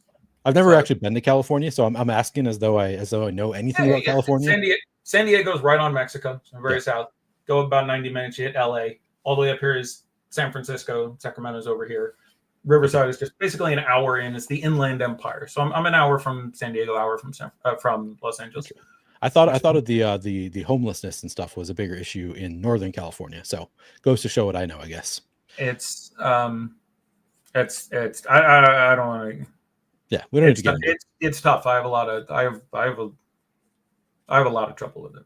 It is difficult. So I might try and go back and work for the Peace Corps again. I did that for a while. I might try and teach. I don't know if I can get accredited at this point, but I love. What about coaching? Sorry, you say you might do teach. You just did coaching for the first time. Is that something that you would consider? Because I bet there's a market out there. I don't think that's a full-time job. You know what I'm saying? Like sports, I consider trying to get a job with the front office. But I'm a bit late in life to start at that. I mean, I'm gonna be 50 soon. I'm an old man. So, like, I need something I can do today. So, like, I bet I could get a job. I don't know if I can. Maybe I can get a job where Eric Spoelstra started. I'll be in the video room, but I'm going to be 50 soon. He was 22. So, like, I don't know where that goes for me. I don't know who I'm actually helping at that point. So, but, like, coaching a high school kids team, yeah, I could do that. Coaching, Division III or something like that, maybe. But I want to either build something great, build a great game, build better DFS games, or do something just to help a shit ton of people. Work as foreign, help us establish infrastructure in West Africa. Just something to you only have so much time. Again, I am incredibly privileged to have these options. Yeah, I say again, because there's too many. Another conversation I was having earlier today was about wokeness, and I am firmly you can be not woke enough and you can be too woke. So a couple quick examples is I was big in Black Lives Matter with some friends. Obviously, I'm standing in the back of the room and I'm not in charge of fucking anything, but I'm in the back of the room and I marched and I protested. And there was one guy there, black guy, who was, I don't know if too woke is the way to put this, but everything to him was about his race. Right. Everything. So we were literally at the point where I went to the store and I bought a Twinkie, and the Twinkie was squashed because I'm black. And I was like, it's not all because of that, but even if it is, I can't do what I want to do to help you because you're making everything about. He was like, everything was about this and this, and I'm like, listen, man, I think you have trouble getting appropriate health care. I'd like to help you with that. I think you're having trouble getting your kids educated fairly. I'd like to help you with that. The housing market, let's make that happen. When you're like, I stepped on a dog poop, that's because I'm black. Right. I can't help you, and I want to help you with those other things. Right. And everyone has these other things. So like that guy was like too woke for me. My mom is occasionally not woke enough. She insists there is no such thing as privilege. Right. That's fucking ridiculous. I was born a tall, straight, white man, middle class in America with a nice head of hair. My life has been roughly easier because of those things. That's it. I don't need anyone to rub gravel in their face because they were born privileged or white. I don't think anyone should be guilty. I think not woke enough is not acknowledging that there is privilege in some way. So I am privileged to be able to sit here and say, I'm going to do whatever the hell I want with my life. That is a tremendous privilege. And the only reason I should be guilty about it is if I don't acknowledge it. People got to sit there people in this country got to sit there working at the gas station for $16 an hour until their back breaks. I appreciate not having to do that. People around the world are getting paid $1 a day to dig in a fucking mine.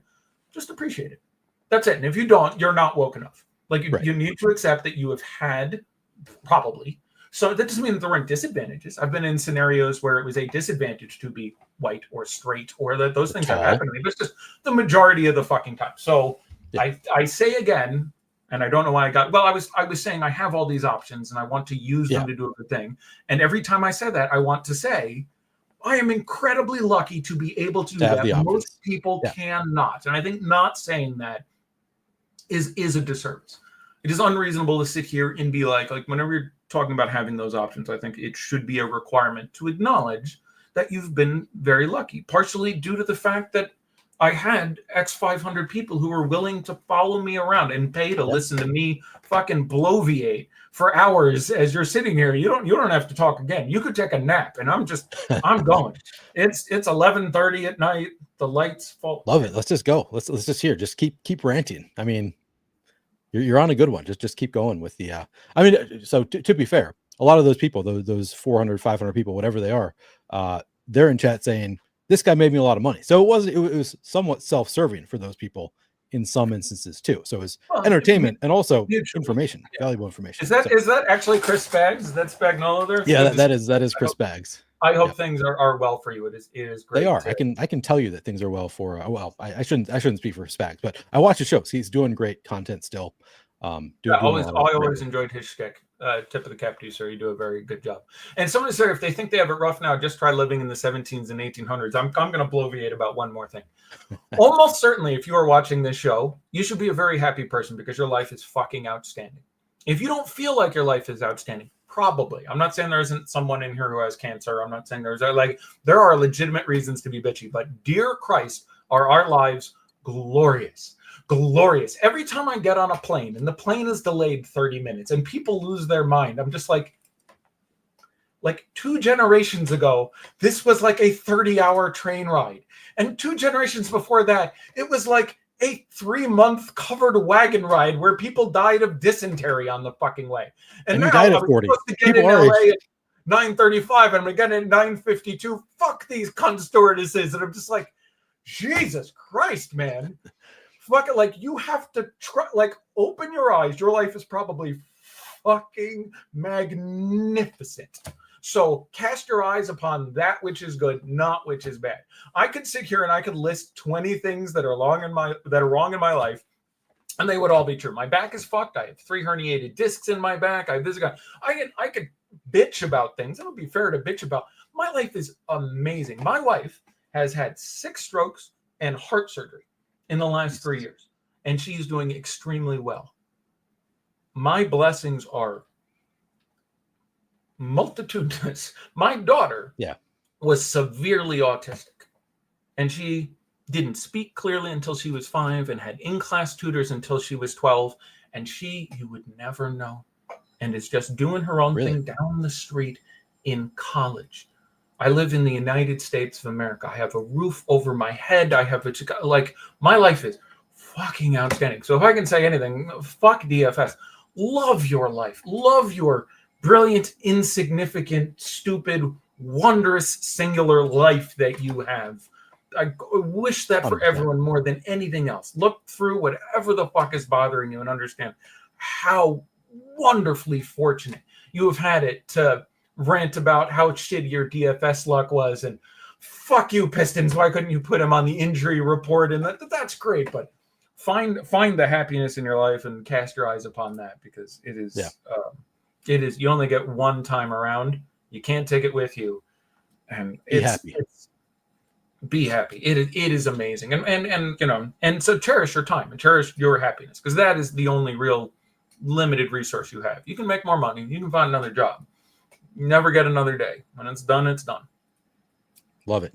This is a good not rant. You couldn't call it a rant because a rant is negative. I feel like that was a very positive spin on the world, and one that I very much agree with. Like, I think about it constantly, how lucky I am to live the life that I live. So 100% with you on feeling gratitude towards it. Paul and Bo says only one shot, don't miss Neil. Haha. Now I'm wondering, what does that mean? What's he referring to? Just maybe he's cribbing Eminem, like you only okay, get one okay. shot, don't miss your chance to blow. That's Yeah. Again, I am. I'll say it again. I am privileged to be able to sit here and do this. Like it is. Most people can't sit here and like, I got to this, and I'm trying to get a job, and I got to take another job in DFS, and right. I got like it is a like I try to be real, but at the same time understand that I was afforded the ability to do this by being given advantages, and so just I'm thankful. Before the show started, we talked a little bit about like you sort of alluded to something political, and I are like talking politics on the show, and I told that I was like, I like intentionally don't talk about politics on this show, because if you say like, just if I just told you this is the person I voted for, there's going to be a large segment of the audience that is going to immediately hate me. They're not going to listen to a damn word that you say, because they're just like, I disagree with you fundamentally as a person. Just because of who you voted for, even if you like you're aligned like 80% of like your values, the things you believe are 80% aligned, people will just hate you because of who you voted for. And I feel like I had a tie-in to what you're talking about exactly, but I feel like that's kind of one of those things that like people lose sight of what's important sometimes, and I feel like politics is maybe the best example of that, of people just like the tribalism, and just like instead of focusing on what's good in my life, people focus on their tribe and like the opposing tribe, and they have hate for anybody who's different than them rather than having love for themselves, their lives. But I don't think I have a real good question coming out of this. Just kind of that sort of made me think about, like, I don't know, people losing sight of what's important. It is such an incredible waste, and it is manufactured conflict. One of the things I didn't like about the DFS space was there was a lot of this host bitching at this host and this guy bitching at this guy, and it was so much manufactured conflict. We were so similar, trying to find a difference between us. And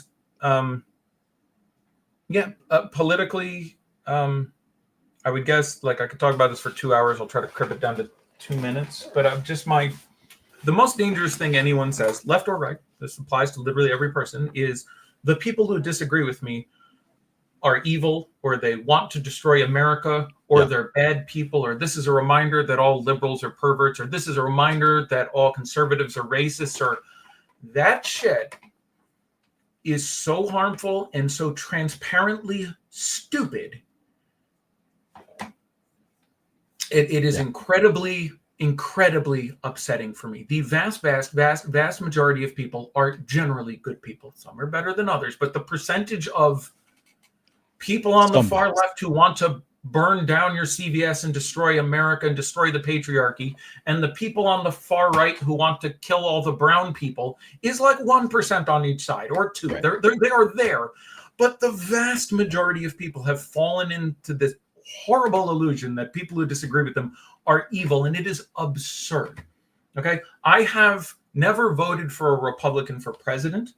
The last time I voted for 7 people. 4 of them were Republicans. I vote for people who are well-meaning, intelligent, willing to argue, because argument is sacred in the United States. It's how we reach intelligent conclusions. Okay? But when my daughter was going through the worst of her autism, I went to church constantly. I fell on my knees. I would have done anything for this fucking kid.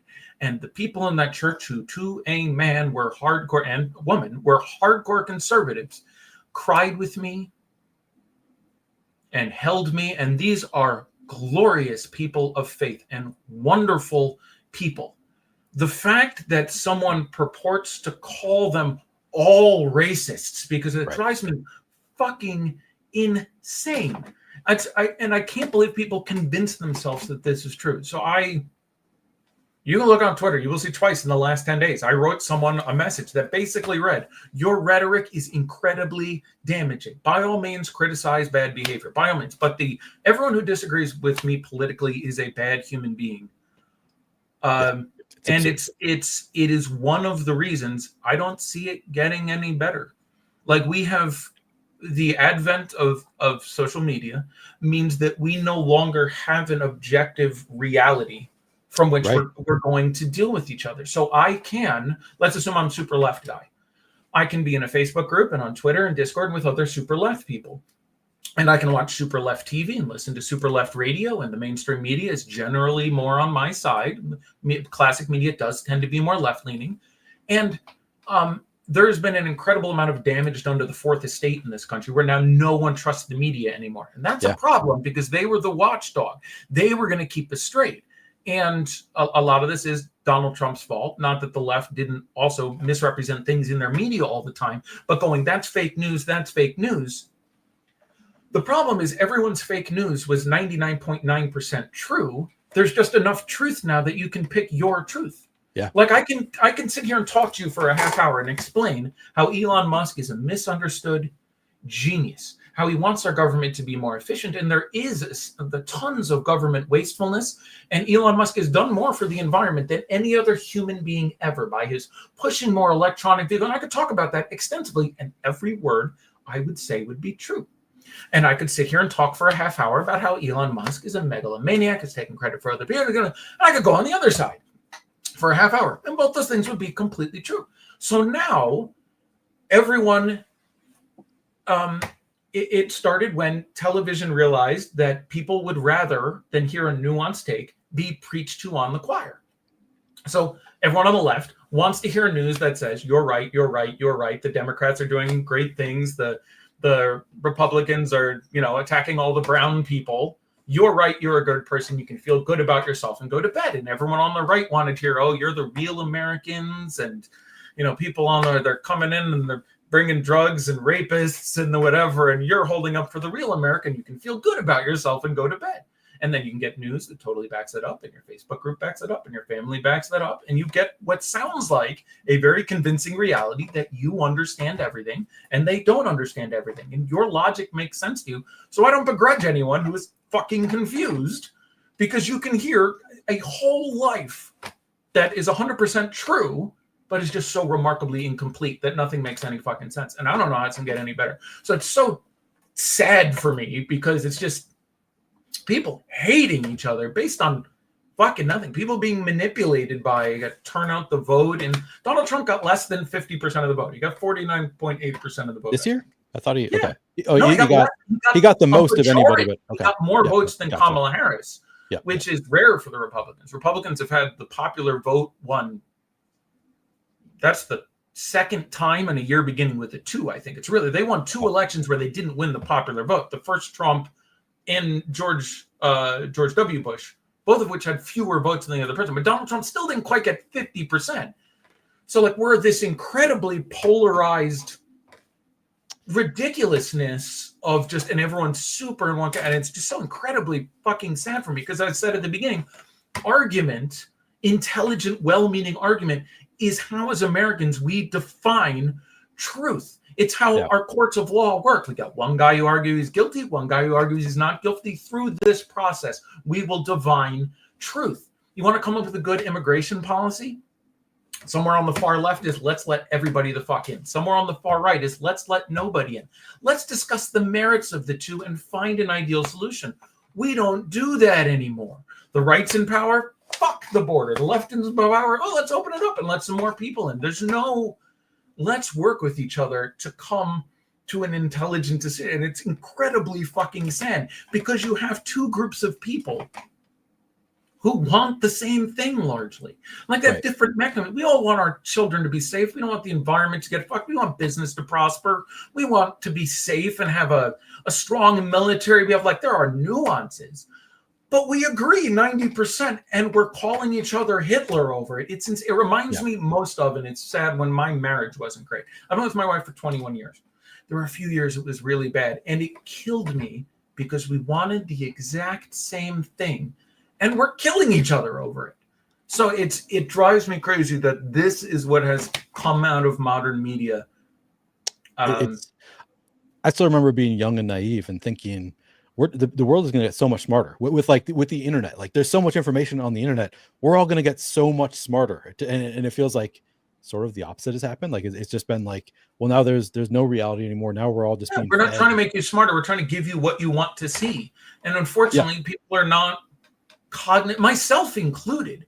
And I can tell you how, and again, I have the time to be, again, I will state my privilege, because it takes fucking time and money to understand any of this nuance. It takes having some sort of classical education. It takes a subscription to Groundlink and Agence France and Reuters. And it takes, like, who the fuck has time for this? If all your guys at the fucking poultry plant you work at are saying one thing, I expect you to go out and listen to NPR. That's not a reasonable expectation.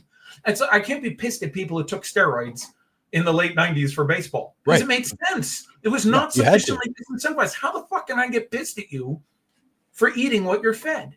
I don't blame anyone for coming out on the side of what it makes me profoundly sad. But let me tie this back to DFS. Because that's going to be a neat trick. This is going to be a strong segue. Let me tie this back to DFS touting more than anything. So you talk about like how they're not trying to feed you truth anymore. Like they're trying to entertain you. Like the different media is no longer just like, this is the truth, nuance, give you nuance. They're trying to entertain you. I feel like that is sort of what a large segment of consumers of content, of, you know, DFS betting content, they just want picks, and they want you to say it loudly. They want you to say, this is the best play on the slate. They love the Andrew Bogut. I would have 100%. Like that is the take they want. They don't want the, like, the nuance of like, well, I think that he's a really strong play, but he's getting a lot of ownership. This is a nice pivot in some lineups, like that kind of, I guess I don't really have necessarily a question here. I'm trying to think, what is my question here? I take your point. I thought about that a lot. Yeah. Because there was really no right answer, because it should be nuanced. Right. But being nuanced can sound a lot like I'm picking everyone. Like exactly. That is, be like, I struggle with that all the time. Cash, a smattering of this guy in GPPs. Yeah. Don't play this guy who probably won't play. Good night. See you tomorrow. Like, you can do that. And I hated the shows where I felt like I was doing that. But the alternative is creating lock picks where they don't exist, which is also super shitty. So I, from my experience, tried to engender trust in that there are days I went, there isn't a play here. This is not plus EV. I will give you the best I've got. Yep. But I totally understand. Like, I am long-winded and full of myself and conceited and like to lecture. And like, I totally, like, there are people all the time who would come up on Twitter and be like, I fucking despise your show. God, you like the smell of your own farts. And I would be like, that's a fair take. Like, I totally understand someone where this is not your cup of tea. Cool. I totally get someone who just wants, like, there are people, like, let's just be honest.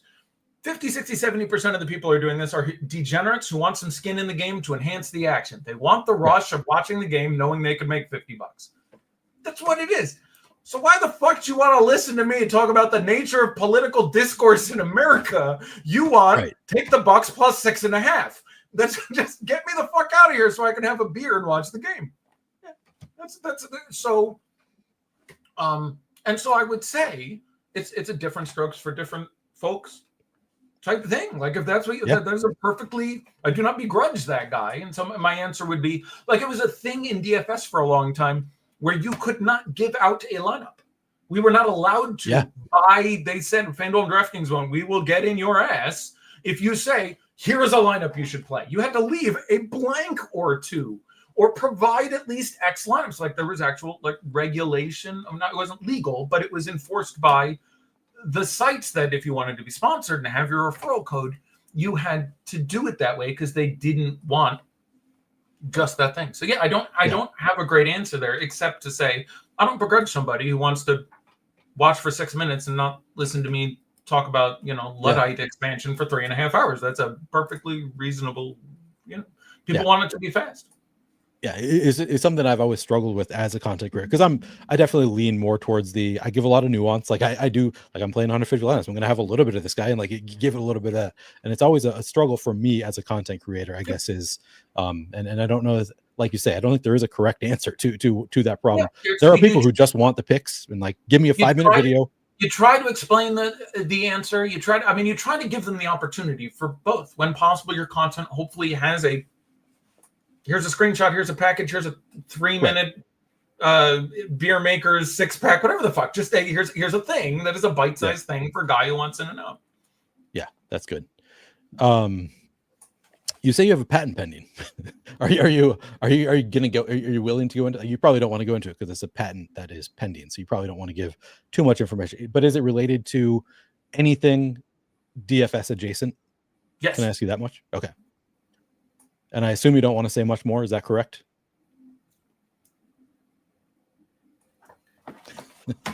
Is it you alone who has this patent pending, or are you working with people? No, it's just me. Okay.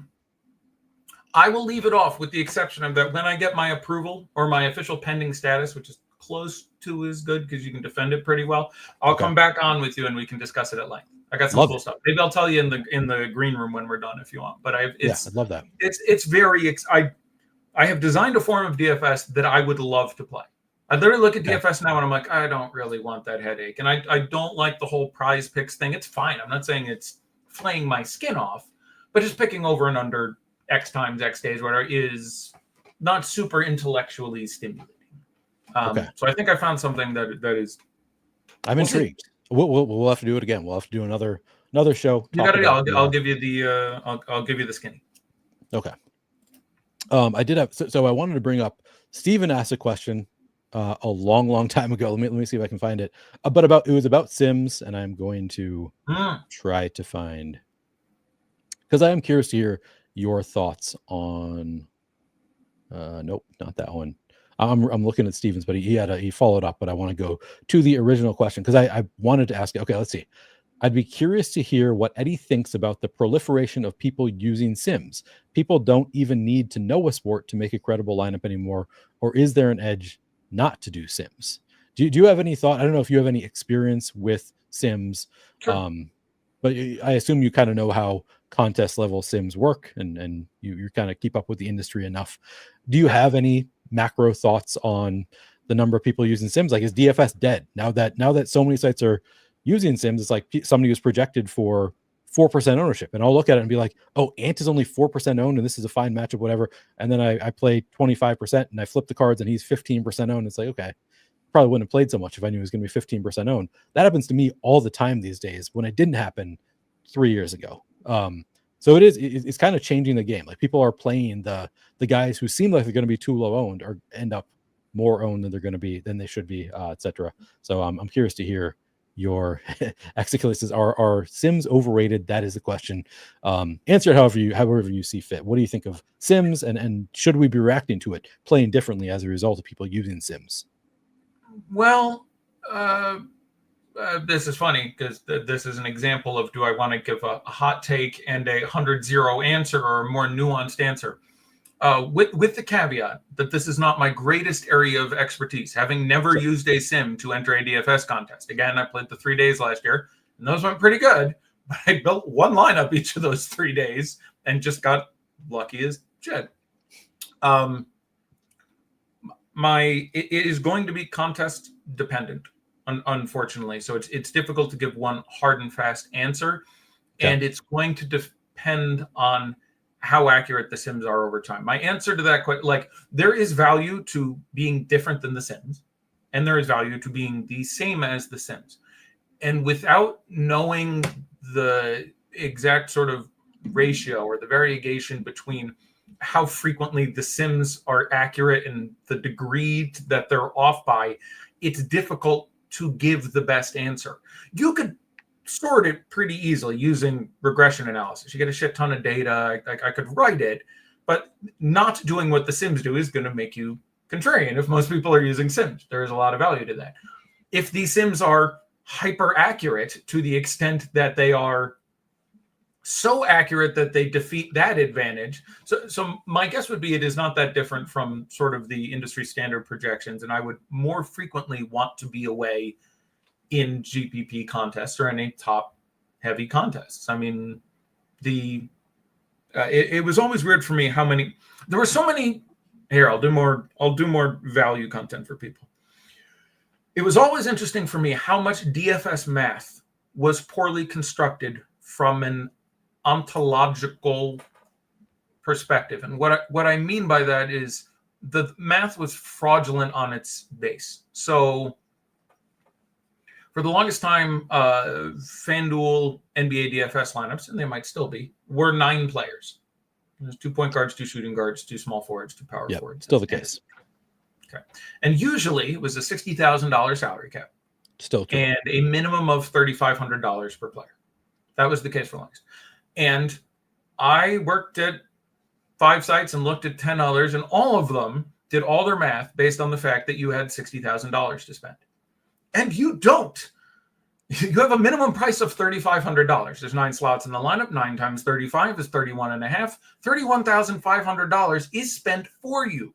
You have $28,500 to spend, and 2 PGs asterisks, 2 SG asterisks, 2 SF asterisks, 2 PF asterisks, and a C asterisk, which are either positive or negative value depending on that slate and that night. And that is the position from which your math should be created. But nobody fucking did that. And so just you would end up with these absurd things where people tried to do 4x and 5x. And then as a slight nod to it, you got 4x plus 10, where they realized that because of that, but like all the mathematics was entirely just fraudulent on its base. It was based on, so the same thing with an understanding of ownership, and the same thing with it. Like, so there was just, I was surprised how many tools were created with false precepts. And so, for example, you don't have $60,000 to spend. Right. And then on any given night, you design a tool. What is my power forward spot worth? There were nights that your small forward spot was worth negative $1,000 because all the small forwards were bad. So you were paying to get rid of it, but you wouldn't spend on a value power forward because that spot had so much value that it was more of it would end up being a static multiplier on your power forward because of the value of the slot. And but anyhow, I would just say that if you are designing your own tools, make sure that you're starting from 30,000 feet, because you don't have $60,000 to spend. You have $28,500 to spend. And that's incredibly different. A guy who costs $4,500 does not cost 28% more than a guy who costs $3,500. He costs infinitely more than a guy who costs $3,500, and your math should reflect that. And it didn't. I've never really, I guess I've thought about it to an extent, but I've never thought about it exactly in those terms of like this much of your salary cap is spent for you, and that is very accurate. I've also never tried to make a DFS tool, so I guess I haven't really had to worry about it those were the 2 things that I would give a rant on once every 6 months for 7 years, and never got picked up. That was the one, and the vary your bet size. The fire drilling too, but that's like a corollary to vary your bet size. Like no one did the fire drilling, and that was the biggest thing. I wanted to do shows. We're talking about content I'd be interested in doing. Okay, here we go. There's my screen. I'm going to share my screens. I've got bets in on these 3 sites and picks on this side, DFS lineups. Here we go. It's 6:56, and I found out that this guy is out and this guy is starting, and that first guy was going to be 30% owned. I now think that instead of my $1, I was going to bet $1,000 tonight. I probably had a negative ROI, so I had an expected return of $960. I now think that my ROI is $1.35 because that first guy was going to be 40% owned, and he's still going to be 28% owned, and that's a big zero for a lot of those people. And plus, I'm going to have more of this guy by getting it in there. He's going to be the best value play of the day. The guy is now starting. How do I get the most money on the table? Okay, right here, they have this thing where I can quickly enter 100 head-to-head lineups. I'm going to fill all the 50s, all the 20s, and all the 10s. I don't like doing the 100s or the 500s because in my experience, those guys know what I know. They're as sharp as I am. I'm not seeing the value there, but I saw and just have a show and show the fucking process. This is how you make money. That's how it's beatable. It's beatable through process. So, spot. I remember you saying like this is a fire drill on shows. Like when I was watching like your FDN shows, I remember there were times it was like news would break. You're like, okay, fire drill, and it's like, and I was like, yeah, that was kind of what I watched for. Like largely, I mean, obviously there were most days that wasn't gonna happen, but like those were days like because at that point. I had never done content. I had a full-time job.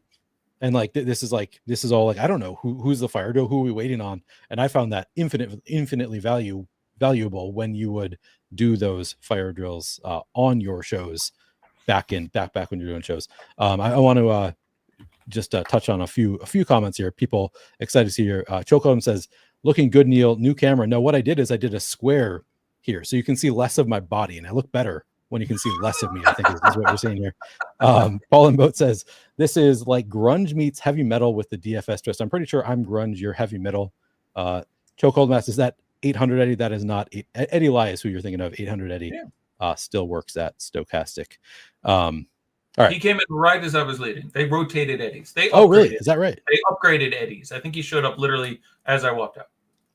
I did not realize that, and I feel like I thought that like the 1-800 Eddie username on like DraftKings, I thought that was you at first too. I was also like, oh, it's got to be Eddie Fear. Okay. Getting back to our questions, and I feel like I had another one that was so I wanted to ask you about the concept of doing. You often did shows that went up to lock, and then they would go beyond lock, and we sort of alluded to this earlier. Is there value? Do you think there's value to doing NBA content early in the day? Because I always struggle with that, and I do it. I do for RotoGrinders. I do the expert survey. I do tags and stuff, and I like doing content up to lock so much better because I feel like it's more valuable. Because content earlier in the day for NBA DFS in particular, it's like I just feel like all of my answers here are going to be irrelevant like 70% of the time by the time lock comes around. So you agree with that? That generally that like I agree with everything you said. I would say there is still value to having the content, and sites should have it because you need to present value, and some people will want it. But do I think someone should be looking at 10 in the morning and trying to like feel free to start your DFS lineups and get a sense of the thing? Like when I was playing, I would wake up, I would read the injury report, the official NFL one, I would cross-check it with the ESPN one, I would check all the updates on Underdog or whoever had the best news scroll at that time on Twitter. And that was basically it because I was 100% up to date from the show the day before and the day before and the day before and the day before. Yeah. But someone who isn't that is read a morning thing that says this guy's been injured. And so get a sense. For someone who's serious and playing a lot of money, no, there's basically no fucking reason to go through that if you're playing every day. But I mean, I think you've completely got it. And then my follow-up, I don't necessarily have a question exactly, but let me see if I can formulate a question. So you often would go half an hour after lock when you had the time, and I know you had things that consumed your time often, but whenever you had the time, when you were doing up to lock shows, you would go half an hour after lock. How valuable do you think that is to consumers? Like, how important is that time after lock as opposed to the hour up until lock? Well, I'm a capitalist. I'm a free market guy. Most people haven't done it, and this has been going on for a decade plus now. So I presume it is not super valuable, or other people would demand it. That being said, if we're in a world with extant late swap, which I believe we largely still are, I think there can be huge value. I mean, there were like I talked about, the Andrew Bogut day and the other super sexy days. There were a few of those on late swap where we would hit at 7:28 Eastern. This guy is going to be out for the 7:30 game, and holy shit, fire drill! Everybody get into all the micro slate, mini slate, 3-game slate, later slate, etc.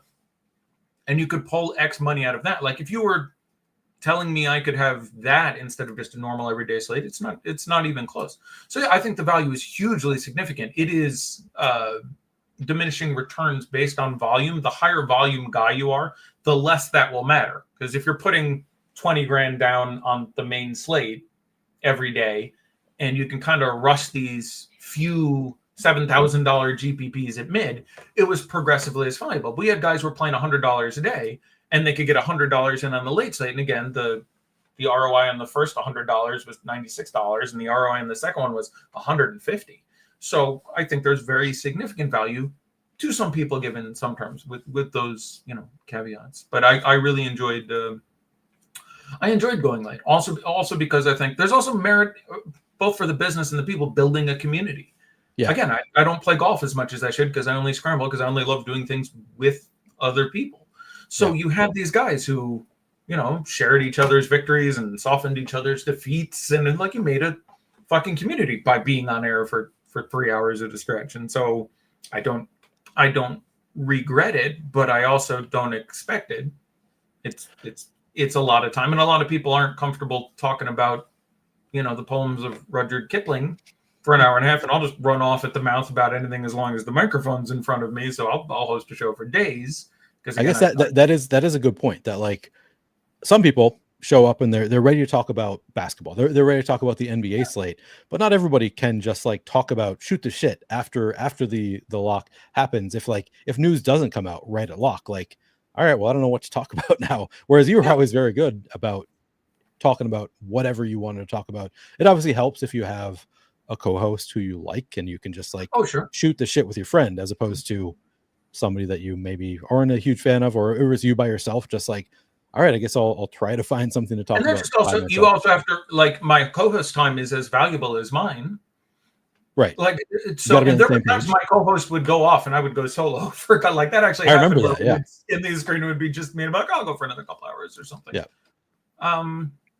Yeah, again, not a small amount of it is loving to hear myself talk. So that's you got in there. But I am secret, spoiler alert, I am perilously antisocial in real life. Which is true of a lot of people who are very good on camera, I think. Which is odd. I enjoy being on stage. I enjoy speaking to an audience and clearly like the sound of my own voice. And part of that may be because I don't see real people ever. I'll give you an example. It is March 5th. My wife was basically the manager of a band called Convoy, which eventually became Louis XIV. And they were a pretty big band for a while in Southern California. They toured with the Killers. They had a reunion show that I had to go because they were all close friends of my wife in January. And that's it. So in the 65 days of 2025, those are the times I've left the house to do something social. And I haven't had anyone over either. I do not have friends at all outside of like online acquaintances, but like people I hang out with and go out to the bars and do the whatever. My body broke down from 35 years of sports. So I'm 48 now. Been a while since I dunked. I can handle a little tennis, but outside of trying to get out for some sports, which is much more complicated when you're an old ass man, I don't interact with people. So for me, I have all these thoughts buzzing around my head. And I'm like, oh, you want to do a show for 4 hours? Cool. I was trying to memorize the collective works of Walt Whitman, who wants to hear I really enjoyed that. But I am oddly antisocial. I would not have guessed that you were antisocial. That is kind of interesting, but also is true of a lot of people who are really good on camera. Like you hear about them and it's like, just don't really enjoy going out that much, generally more introverted. It's always a kind of a fascinating thing. It's strange because I want to be genuine. Yeah. And if I am here and attempting to be charismatic and lead a conversation and whatever, if that is the genuine me, why do I not go out other than every 6 months? Like in December, I took my wife to see ELO because ELO is awesome. Jeff Lynne, it's old person music, but it's fine music. And like I get out once in a while, but I am not inspired to, I don't know. I like doing things, and a lot of socialization is just hanging out. Like you could not pay me enough to run a mile every day. I loved sports, but people were like, I'm going to go for a run. I'm one of those people, by the way. I'm one of those people. Yeah.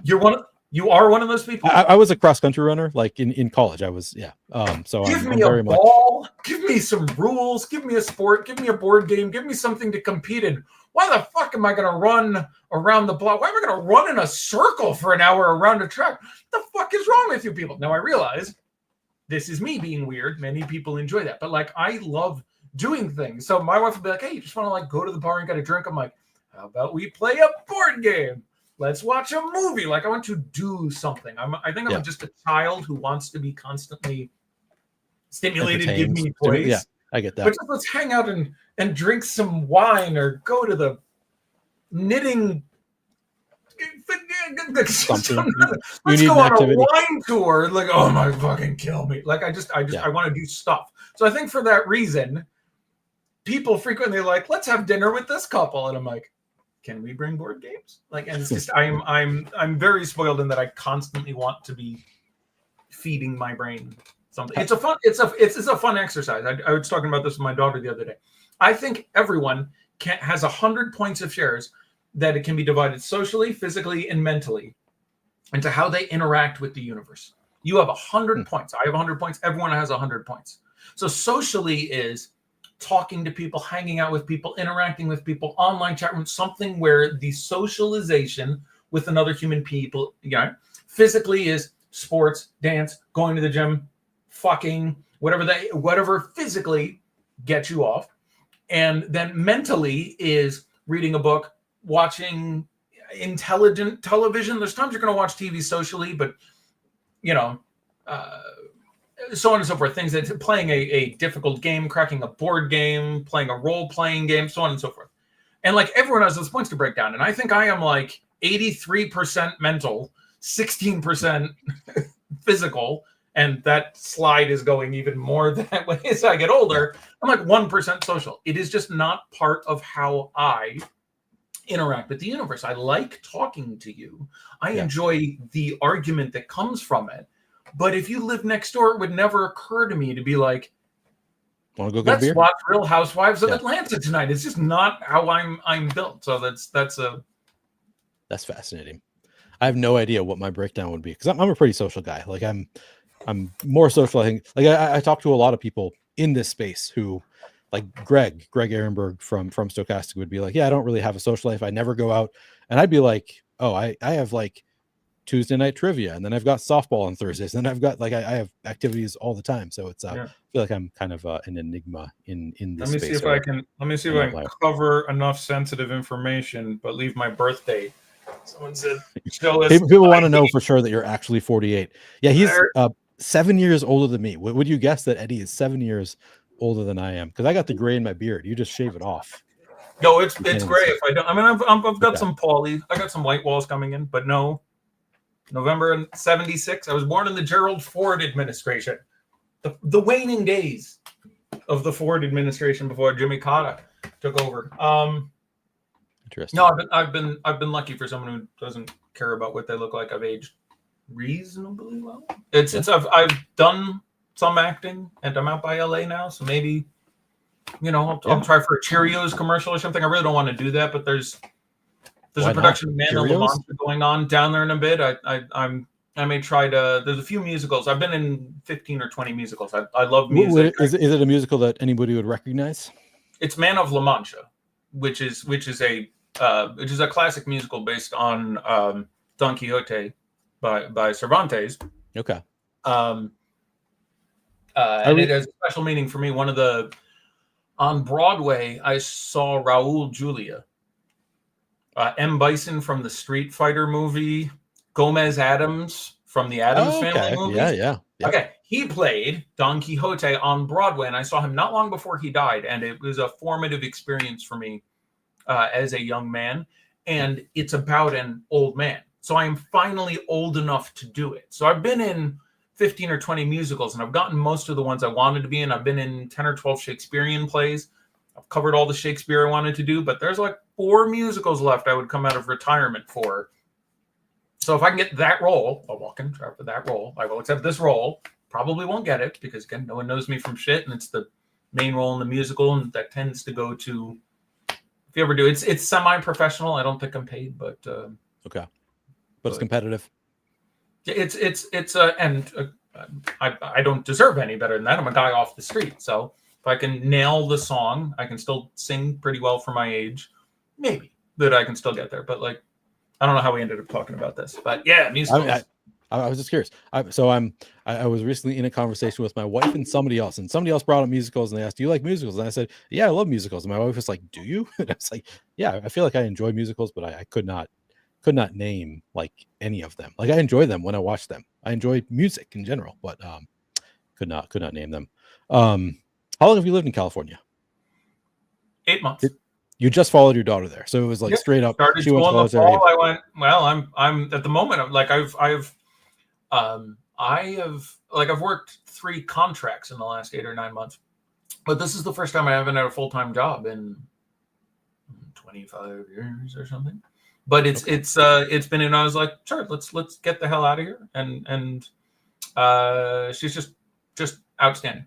I hope to get the European model of the family done, that, you know, if she gets married, that they can live with us, and that side, hopefully I can afford a nicer house where they can live in that. Like, I love my kid. I never want to be without her. And she feels similarly, I think, she's happy to have you there in California. Yeah. Which is one of the reasons. I mean, we just hang out all the time, and we're completely honest about everything. To an unreal, like, 'cause she's 20 now.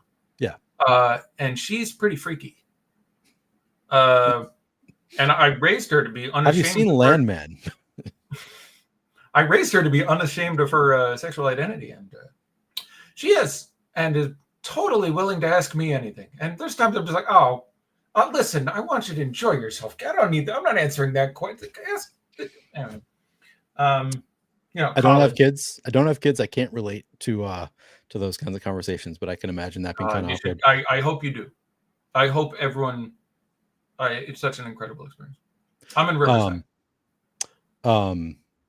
I asked, have you seen Landman? Because there's a very awkward conversation along those lines within the TV show Landman, which was the first thing I ever saw about it. And I was like, I will never watch that show. And then I ended up watching it, and kind of a guilty pleasure for me. Billy Bob Thornton, kind of fun. Anyway. I like Billy Bob. Yeah. Speaking of sexuality, apparently one of the most well-hung men in Hollywood. I don't know if you knew that. That would explain a lot. I did not know that. Yeah, he dragged Angelina Jolie. Yeah. That might have been the first hint that he was working with somebody. Yeah, that explains a lot. There you go. To put that on your bingo card, Billy Bob Thornton's. I'm for Billy Bob Thornton exactly the way Donald Trump is for Arnold Palmer. I don't know if you caught that. I don't know what that means. Yeah, Donald Trump told a story on the campaign trail about how big Arnold Palmer's dick was. Okay. Oh, you're the hype man, for him. Yeah, exactly. I am the Silver Surfer to the Galactus. That is Billy Bob Thornton. Another one, Kelly Olynyk. Apparently sent a girl to the hospital. Next time you're thinking about Kelly Olynyk getting starts again with the Pelicans, don't forget, send a girl to the hospital. That's what he's packing. The original. I'm learning so much. This is why we go long. Which I was going to come back to. Josh, no pun intended for this is how we go long. Exactly. Josh asked, Neil, can we get an After Dark Eddie story? And I don't know what he's asking for exactly here. Like, he's asking me for like a story from when you went long after dark. I vaguely remember you telling a story about like sex toys in your suitcase at the airport. That's the best, like the most like after dark Eddie story. I try to only bring them up when they're appropriate. So like there was an appropriate segue. You said Billy Bob. I doubt that. Yeah. Like that's like I don't like. It's hard to just randomly be like. So the year is 1994. I'm at Carnegie Mellon University getting a blowjob in a laundromat, which is a true story. The audience would love it. Wait, it's a true story. All right, let's just start there then. That was it. I got arrested for getting a Hummer in a laundromat and Billy Jones. And I was like, that's a true. Anyway, but I don't know where to. After dark. I've lived a colorful life. I should get my daughter. She's just a couple blocks away. Hey, the kids want to like. I'm an old ass man now. No one wants to hear about. This is like when Bob Barker was like, I'm 85 and I still have a sex life. We're like, that's great, Bob. Good for you. I mean, it's good to like hear, because we're all going to be 85. We're not all going to be 85 one day, but we hope to be. And it's good to know that is potentially in the cards for some of us. So I guess. Oh, let me be clear here, by the way. I fully recommend casual Viagra use. If you haven't, just for good times. Or I think Cialis is the better one because it goes for a couple days. I've only done it a couple times at 48. It is not a requirement for me. But just because we were in Mexico and it's over the counter there, if you've not done it, your girlfriend will thank you. I will share that I have done the casual use. I did go to Hims and got the and I didn't have, because I had multiple people recommend it to me, like, this is an amazing thing. You got to try this. It'll change your life. I kind of got a headache and I did not feel that. Interesting. Was it Viagra or Cialis? Because now that I think about it, for me it was. If you get it from there, you can get like a mix, like a mint. Oh, that's right. Yes. So maybe that was my mistake. I can't believe we're talking about boner pills, which is great because someone said, any advice for someone about to enter the 40s and no family? Boner pills. No.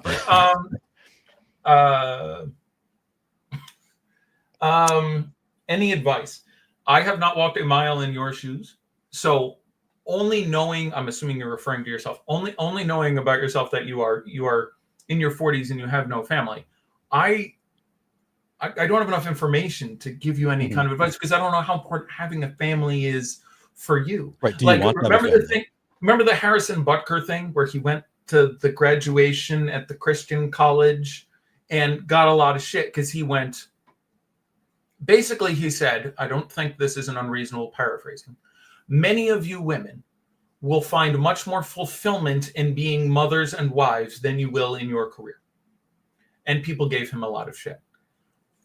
And part of that was reasonable. But to me, it was less his fault. It was half his fault and half the university for bringing him there because they knew who he was and knew what he would say. And it's just not the right time.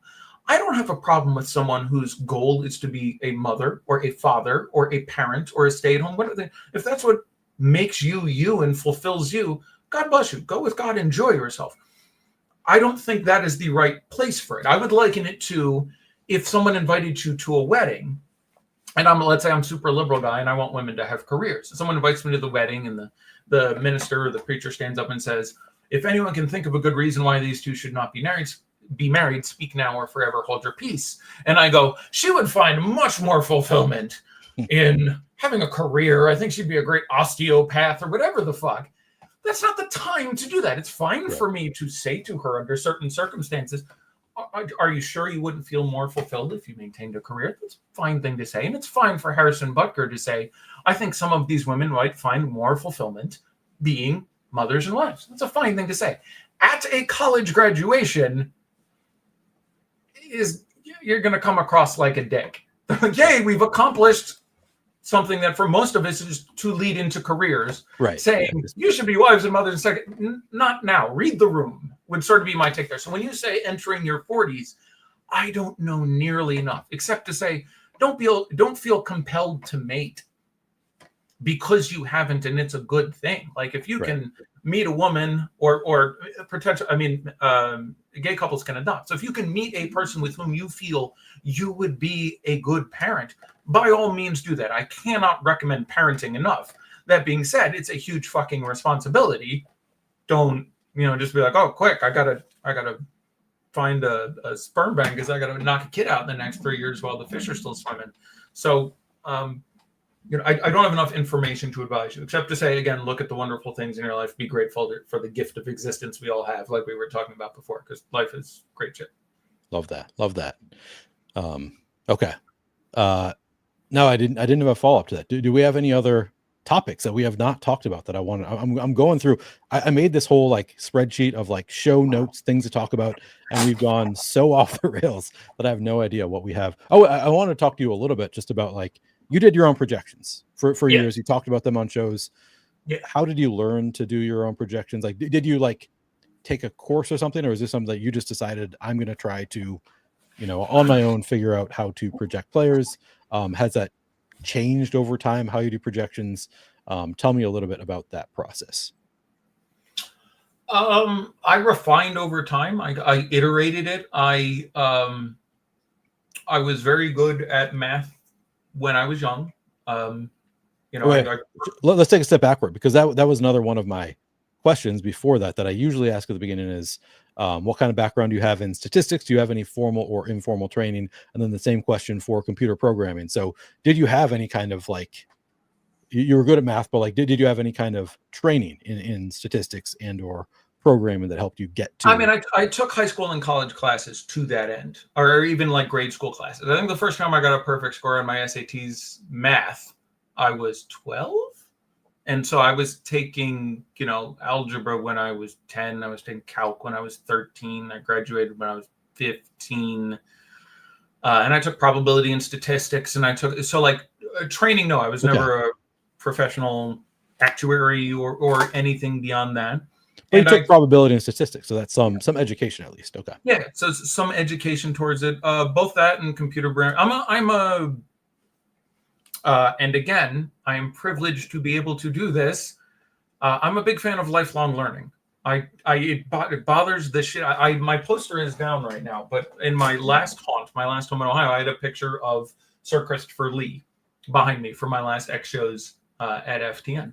And he's one of my models. He was obviously Saruman in Lord of the Rings. He was the man with the golden gun. He was Count Dooku. He was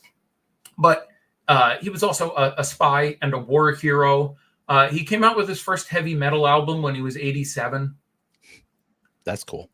So just never be too fucking old. Like you have plenty of time to rest when you're dead. Do shit. Go out there and try stuff. Look a fool. If you haven't looked a fool in the last year, try some more foolish shit. If you haven't failed in the last year, try something harder.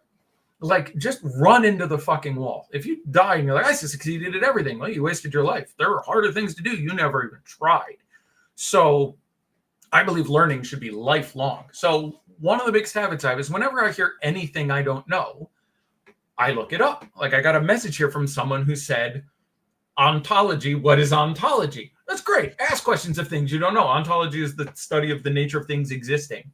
So I slightly misused it again. I didn't use it perfectly, but I was talking about just like the core nature, the empiricism, which just means the basic thing that a thing is of mathematics for DFS, was flawed. It was just defined. It was misdefined in its existence. But anyhow, whenever you don't know anything, look it the fuck up. So in creating DFS, I figured out half of it. And then I went, oh shit, like I had to look up lots of ways to use Excel. I'm not an Excel genius. There are people who can use Excel to land a fucking rocket on the moon.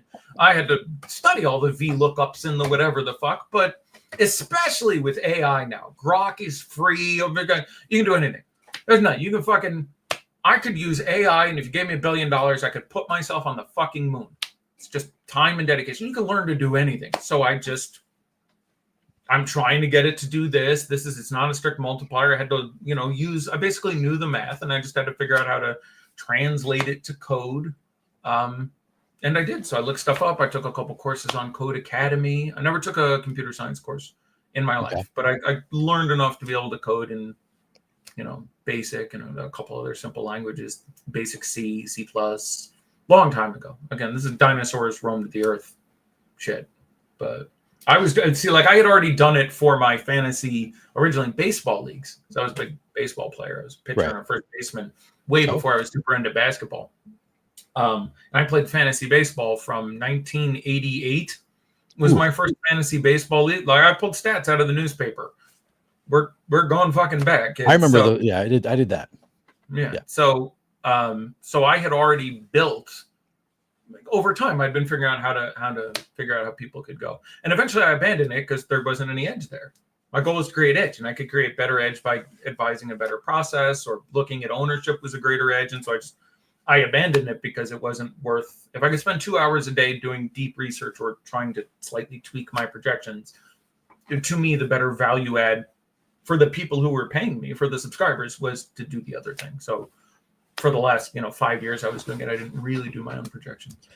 So you've played DFS 3 times in the past 2 years or whatever. No, more than that. I've played DFS 3 times in the past. Oh yeah, like that too. Like I wasn't playing while I was citing either. Yeah, There were times people said, "Listen, I have 25 tickets tonight into this $2,000 contest that I've won over the last year. Advise me, and I will cut you in for 5%." That happened a half dozen times. Okay.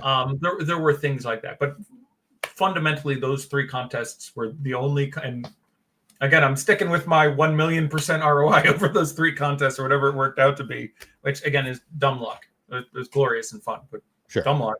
But the question there is, did you do projections for those? Like, are your projections still set up that like you just nope. Haven't looked at them in 5 years. Something like that. It has been a minute. No, I looked at the FTN projections, and I was still crucially aware of everyone who was playing this, and so I just lucked out on getting the. We had a Cody Zeller day that made us a few $1 million. And I just randomly hit the nuts with a 4% owned 55 pointer from Dylan Brooks or something. Like I just randomly, and there was some extra sense in them that I knew that they were playing. I'm trying to remember what team who just never guarded threes from the top of the key. And then there's there's some intuition you can do that isn't taken into account. Like the other, like a distant third on the list of things I was doing to help people was understanding basketball a little better. Yeah. And there's people who are big DFS experts who don't know a ton about basketball. They know the basics. They know what the fuck a rebound is, but they don't know that this team tends to keep a guy on the weak side. And for that reason, when this screen is set, this guy tends to get open for three on the other side on the top of the key. And you see that a couple of times and remember it a few months later. They're not at all interacting with the X and O's of the play, which isn't usually relevant because that is represented eventually in the projections. Like that very rarely is so relevant that it's not there. But there were times where you were just like, yeah, this guy is not going to be able to guard this guy. And this guy's going to try to guard him, and he's going to go the fuck off, and he's going to get subbed out, and so he's going to be overrun. Don't play this guy. He's going to get 28 minutes tonight, not 35. The projections are wrong. And that's by the way, where I would say that projections can be excellent, but it's not the projections. It's the knowledge that is founding them. So there were times some of the better Dink and Mike Gallagher established the run. Gallagher. Yep. They are very, very good. They have a good understanding of basketball, and they would occasionally have insight of that level beyond. But then the tough thing is you have to tie it all together. You have to take the process and know when it's enough to act on, or nor when it's like, when is it enough that you're pushing chips in is the tough thing. So contextualizing it, communication is so fucking important. How do I give all of this information to you when I'm going, I see this thing? How do I differentiate from when it's a really relevant thing versus a nuance that is it's worth 2 cents a dollar or 12 cents a dollar? If it's 12 cents a dollar, you have got to stand up and say, I'm saying 100%, and I never fucking said it. You have to make it clear. And when it's much, much less, you have to make that. So that's a whole nother skill that not necessarily me or other people have, but that's a whole nother thing, is like presenting. Like, how much time do you spend on the show? Like, I have an hour. I have an hour to make you better at DFS tonight, to make you more money. How do I spend that hour? Yep. Is it like, do I answer your questions? What if you don't ask me this? Like, I would get into a show with 4 pages of notes, and sometimes I wouldn't get to some. And a guy would go off, and I'm like, fuck, I had a whole series of notes about this guy, and I didn't do it because then I used to. So like, it was tough. It was a really hard job to do well, and I think I did pretty good. But it is tough to have that real series of skills and be able to compose it into a show that is then digestible. Yes. So first of all, I'll say I think you did an excellent job of gently getting a lot of good information out. That was important. I've definitely been in that position before as the analyst, where you have a host and like they don't ask you the questions that you need, and you're expecting a certain question that leads you into talking about what you think is very important, and you don't get that question and gets overlooked. But so I would put myself in that category of like, I've had a lot of success at DFS. I think I'm pretty good at DFS. I understand like how to play DFS, but I've only recently started doing NBA DFS content. I feel like a big part of me being good at NBA DFS has been understanding who I should listen to, understanding who does have that edge that you're talking about, of understanding the X's and the O's and the nuances of like coaching decisions and what the team is going to do. And I don't think that I have that skill really. Like I'm probably better than like the average person, but like it's not a skill that I think that I am excellent at. It's like, oh, well, I think this team they're just going to let them shoot threes. So I think that this player who shoots a lot of threes is going to have a lot of success. What would you recommend? Is it just watching games? Is that how you get better at that? Is it listening to coach press conferences? Like, because like that's one of those things, like me as somebody who's like started doing some NBA DFS content. I've never done it like full time where I'm doing it every day. I struggle with I don't know exactly where to look. I look at dunks and threes. I look at popcorn machine, and like I feel like I'm pretty good at it, but like there's definitely room for improvement. So what would you recommend for somebody who wants to get better at the understanding the nuances of NBA DFS as opposed to just like listening to people who do? That's tough. That's really difficult. Having not consumed a lot of your content, it is difficult for me to say, and I also don't like critiquing other people when possible, that you should do more of this, or look, it's really difficult to understand because again, it depends on your audience. Yeah. And I get like, it's not the the same thing for everyone. I don't know enough. And a lot of it also has to do with the fact that I was intentionally trying to provide value other people didn't. So I will say again, like the 5 to 6 o'clock show was the prima facie state of the slate. These are the guys who were injured. Here's who's playing. We expect this to be popular, blah, blah, blah. My show was the cherry on top. I got a lot of credit for advanced analysis that they kind of weren't given the opportunity to do. And B, if you could only see one show, you had to watch their show. Because my show's useless without their show, unless you also knew the So I don't have a great singular answer, and I don't know how many of the things that I could do are easily replicatable by you or someone else. Like the greatest thing I had to add was I think the process, which I don't have many bullets left in this gun. I gave you 90% of what I know over the last 2 hours, and a better knowledge of the ownership. And that was just practice and practice and practice and practice and practice. So if you could duplicate that, which I never saw anybody do, where you could be like, he is projected to be 50% owned. I think that number is more like 80. And at 80, it's too much. I would stay away. I think you can play this guy instead, who's going to be 18% owned. Yes, he projects for 22 fantasy points, not 26. But that's enough of a differential. But like it was just predicated on seeing the gap. So I don't know how to answer your question. Someone else said. So I feel like ownership is what you're talking about ownership, and that's something that to me that is like more nuanced and like harder to replicate. But like projection edges, don't you think that that's a little bit easier to impart on people? Just like straight projections, just like, oh, I think this player is going to shoot more. Well, what I was going to say is straight projections outside of NBA knowledge are not there. But if you think that you can project better than the field, that is everything ends up being tied to ownership. So if you end up going like a lot of people are going to play this guy, I think there is a 50% chance that this bad thing happens to him because of that. So like I think there's a real chance that Ime Udoka is going to sit Jalen Green down, which happens frequently in the fourth quarters when they are running against a team that blitzes the pick and roll. And for that reason, because his price has dropped down to $6,200, I think he's going to be 40% owned. I would avoid it entirely. Like, yes, that works together, but it sort of all informs the ownership. One without the other doesn't do a lot for you because you need to know what he's going to be owned to know at a given ownership, almost every player is viable. Like literally there is a school that I know certain touts used to say, just play who you dig.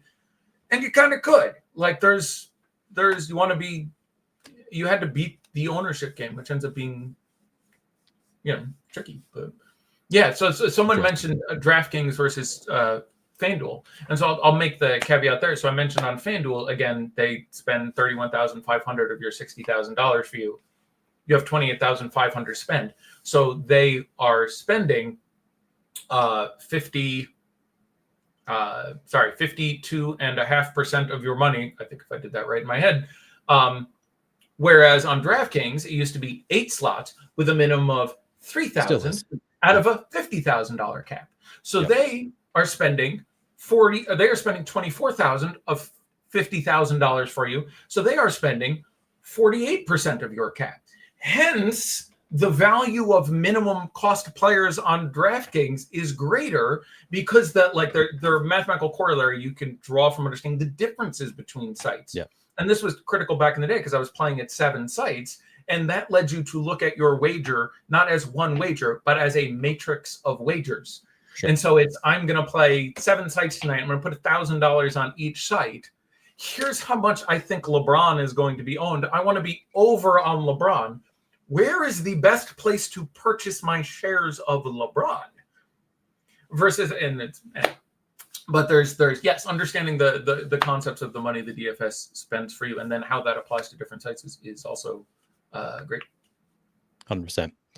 Want to tell chat if you have any other questions for Eddie. I asked him if he could go longer than an hour. We're at nearly 2 hours and 40 minutes right now, so we will probably wrap up pretty soon. I'll check in to see if we have anything else that you want to talk about, Eddie. I guess I'll go there. Did you have anything in particular that you did your 4 big DFS takeaways, things that people get wrong? Did you have anything else specifically that you think we need to that you'd like to talk about, since you don't do? It's funny because this show is the opposite of another big piece of advice I give to people, which is don't talk too much and don't dilute your great ideas with worthless shit. Like if you go to a job interview and they say, what are you good at? My canned answer for that is I'm incredibly good at understanding the user experience. I owned a game and hobby store for 12 years and I've worked in online games. And in my life, I have taught a person face-to-face how to use a new product or play a new board game or play a new card game 10 or 20,000 times. And I have become expert at understanding where the hiccups are in that user funnel. You show me your product and I'm going to find a place where you are losing people, where you shouldn't be losing people, and every little bit helps. Well, that's my pitch as to why you should hire me to do almost any kind of product. And I've given it, and it generally works pretty good. Everything you add on to that, you're just diluting that point and people forget about it. So like, yeah, there was, I think, 27 minutes of gold in this. And then there's 2 hours of me talking about the size of Kelly Olynyk's dingus. I think that was the goal, to be honest. I feel like most people would enjoy that. I just asked chat what Mount Rushmore, because we established like you haven't played enough DFS that you could do Mount Rushmore of DFS players. You brought up the idea that I thought about asking you Mount Rushmore of DFS content people that you've worked with. Maybe is that too? XS Achilles says Mount Rushmore of dinguses is another thing. I could ask you Mount Rushmore of board games. I'm gonna go with Rasputin. I'm gonna go for the dinguses. We're gonna go. Dinguses. It's morbid curiosity. Yeah, Rasputin is another good one. I'm trying to think of who are there famous individuals with legendary manhoods.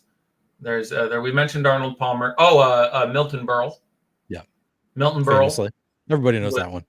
Yeah, Milton Berle is a good one, as memorialized when acted by J.K. Simmons in the recent movie Saturday Night Live, opening it there. Nick Foles. I have not seen that one. Okay. I did not Nick know Foles. I've heard of Big Dick Nick. Nickname. I assumed that was based on the assonance. I almost missed the vocabulary word opportunity there. The assonance of the repeated short I sounds, not I think actual the same thing with Decker. Of his phallic greatness. Yeah, I think it's the same thing with Eric Decker, Big Dick Decker. I've heard that. I've heard that. That's also just a name thing. That is apparently verified.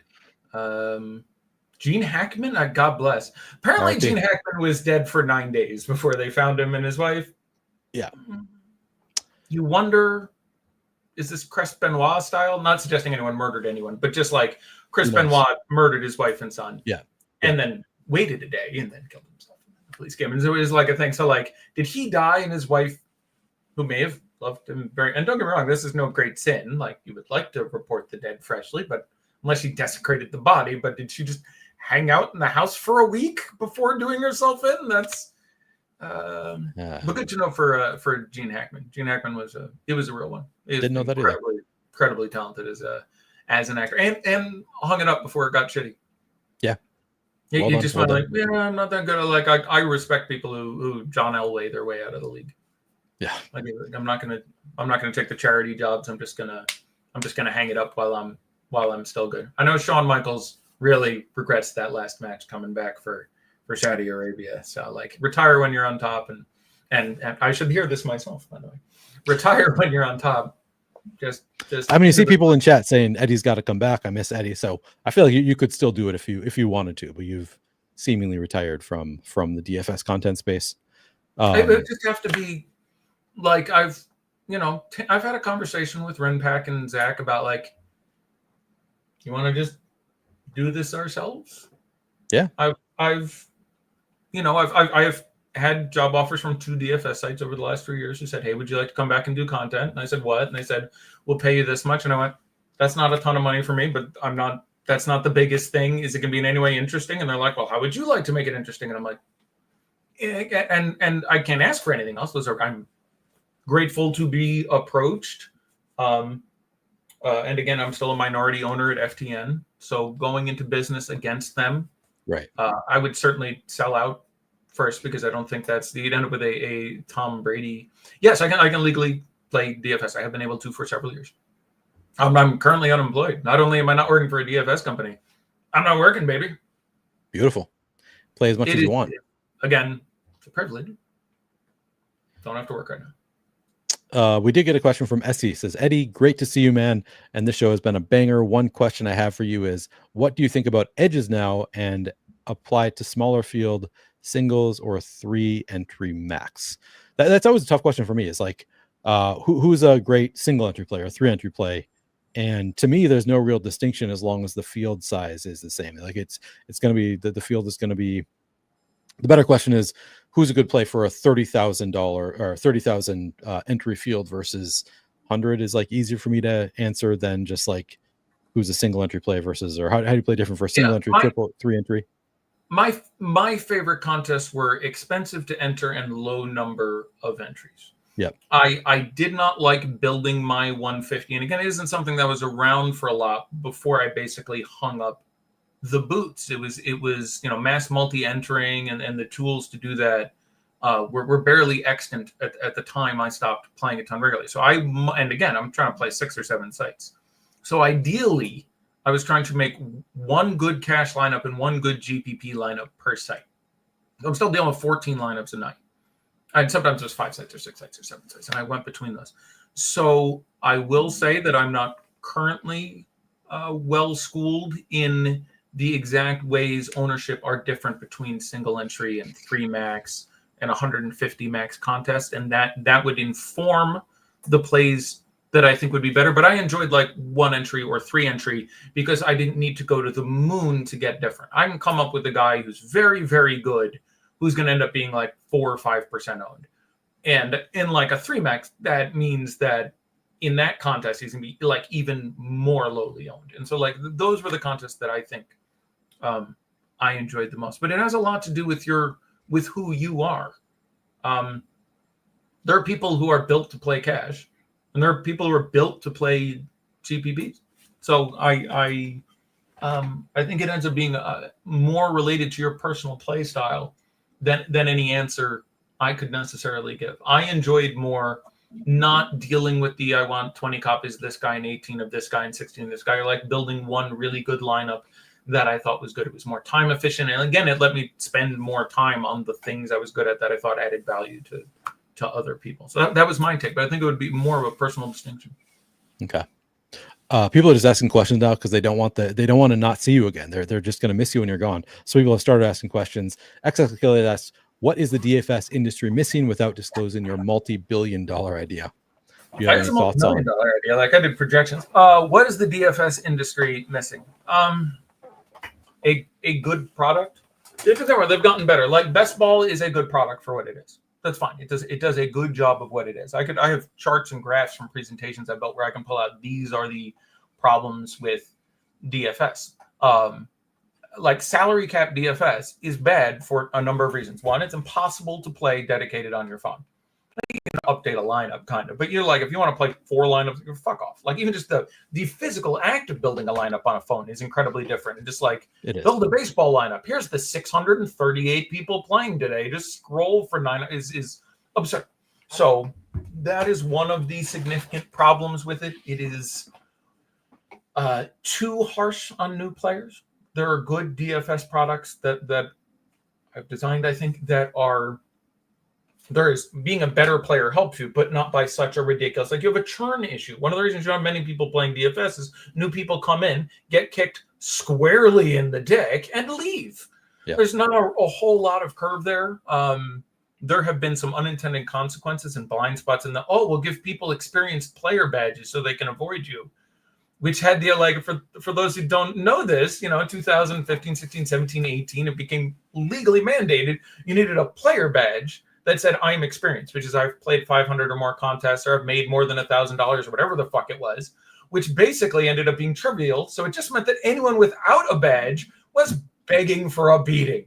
Yep. So it literally made the problem worse. It was just sort of like, oh, too bad, bad. Take that head-to-head target. That was insane. So there are many, many DFS versions that I built that are much friendlier to new players, where you're not losing 85% of the time in your first 10 head-to-heads. You're still going to lose 60. Better players will still beat you. You want DFS products to be above the fold content. So this is something that Pick'em's attempted to address. You can look at that. You want it to be socially shareable. Like you can do look at this lineup, but without any context. So you'd want something that is interesting to stream. You would want something that supported user-generated content. Usually, like there's 627 ways to improve DFS. So what does it need? Anything. It's not good. It exists now out of a lot of habit. It existed because people love sports and because it makes sports more fun and people like watching sports, and it exists because people are degenerate gamblers, but it will continue to bleed people to sports betting until it reaches it is on a downswing. It will go down until it won't disappear. It will always exist, but it will hit some subsistence level of just like season-long DFS. When I took a bit of a kick when daily and in best ball have taken something, so it'll get to a level and stay there. But there will be people who will improve it. There's some real obvious improvements that'll come out. So you will see some kind of resurgence, but it'll never get back to where it was.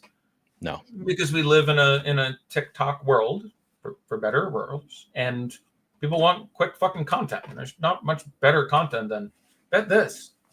Just like people will always admire that speed. You even see it with, you talked about DraftKings not coming up with new games recently, and like Underdog for a little while felt like, okay, this is like the new thing. They're coming up with these new games. They've got the Eliminator, they've got weekly winners, they've got all these different contest types. Yeah. But then it comes back to, well, just sports betting is way more profitable. So like even like this new like, oh, thank God, bat signal, or I don't know what. We were all excited about Underdog. Kind of seems like they're going away from new game types and more just do our pick 'em instead, because there's way more money for them. I'm a huge fan of Jeremy, but it is very unfortunate that, like in modern news media, it has been proven that the most efficient way for you to grow your business is to go hard left or go hard right and get people to feel good about themselves, as opposed to doing a more difficult thing and showing truth.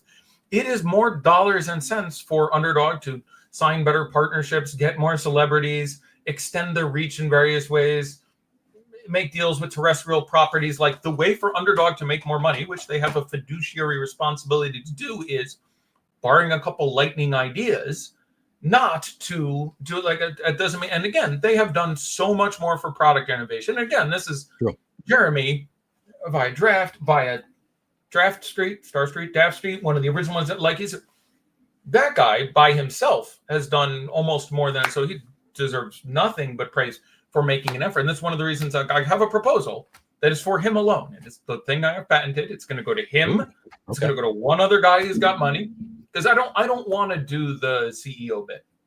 I'll do chief product officer. I'll do whatever. Not that I'm sure Underdog has a chief product officer. And don't worry, Bob, or whoever you are, I'm not asking for your job.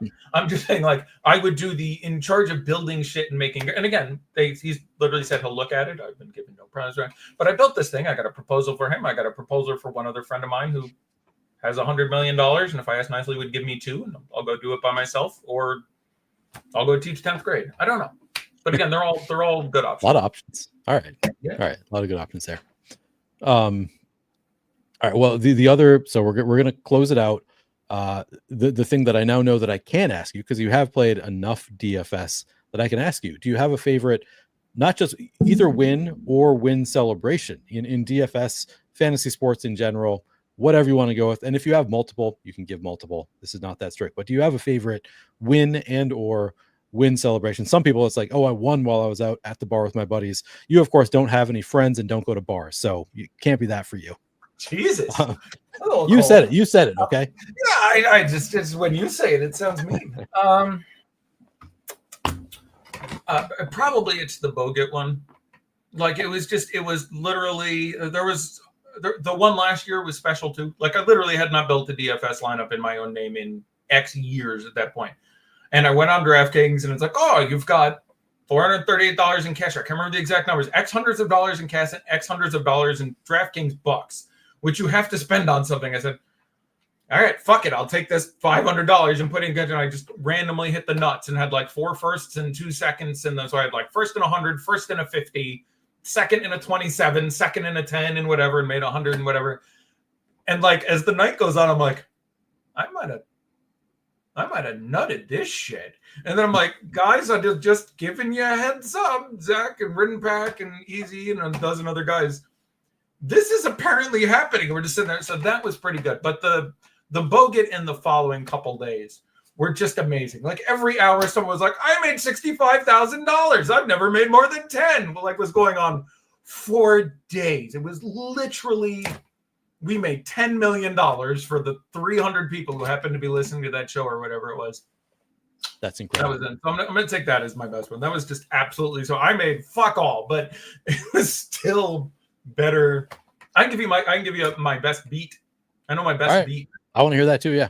My worst beat was my process back in the day was I would build a good cash lineup and a good GPP lineup around over the course of the day.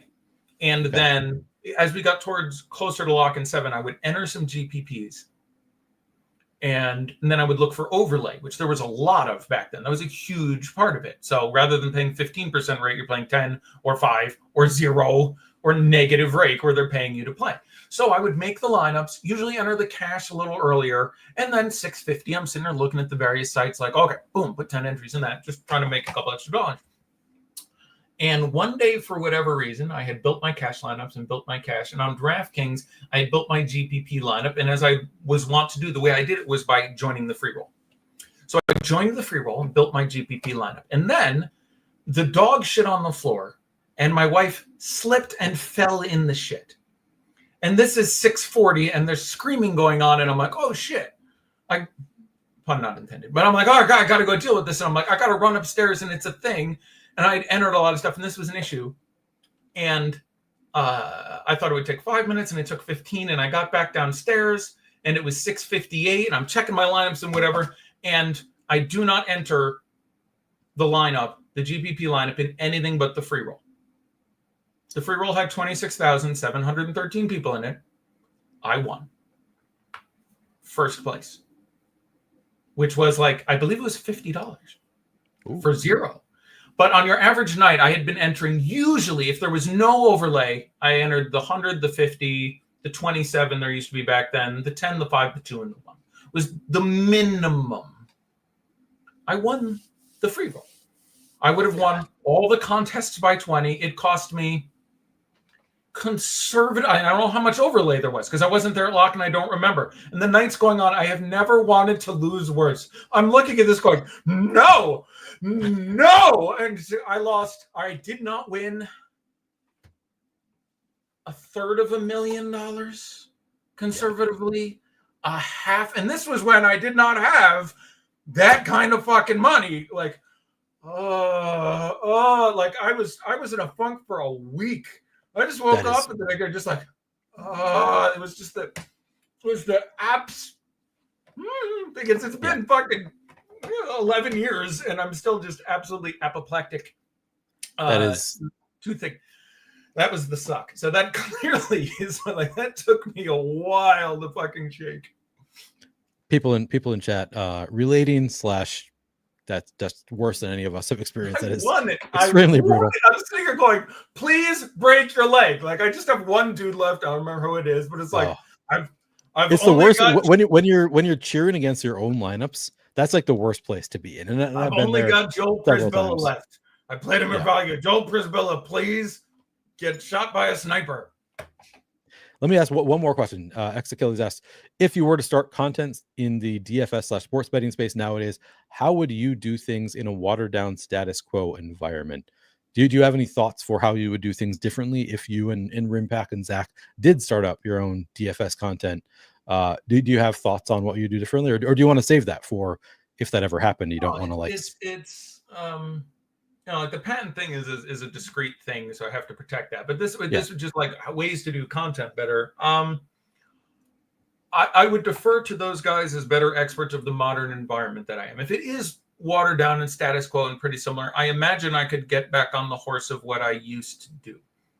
I don't know if there's anyone who's covered that spot. If there's someone out there doing what I used to do and doing it as well or better, very possible, that would be less appealing for me. But if there's no one who stays after lock. There is no one who keeps a focus on this and that. And that. So it's a standard business practice. Whenever you're opening a new business, you look for holes in the market. What is a product people would pay for that is not being currently offered? So I would spend some more time looking at products. I would have to figure out whether or not it is worth it to keep sports betting and prize picking the what is the congenial term for that? If you play on Prize Picks, you are Pick'ems, I guess.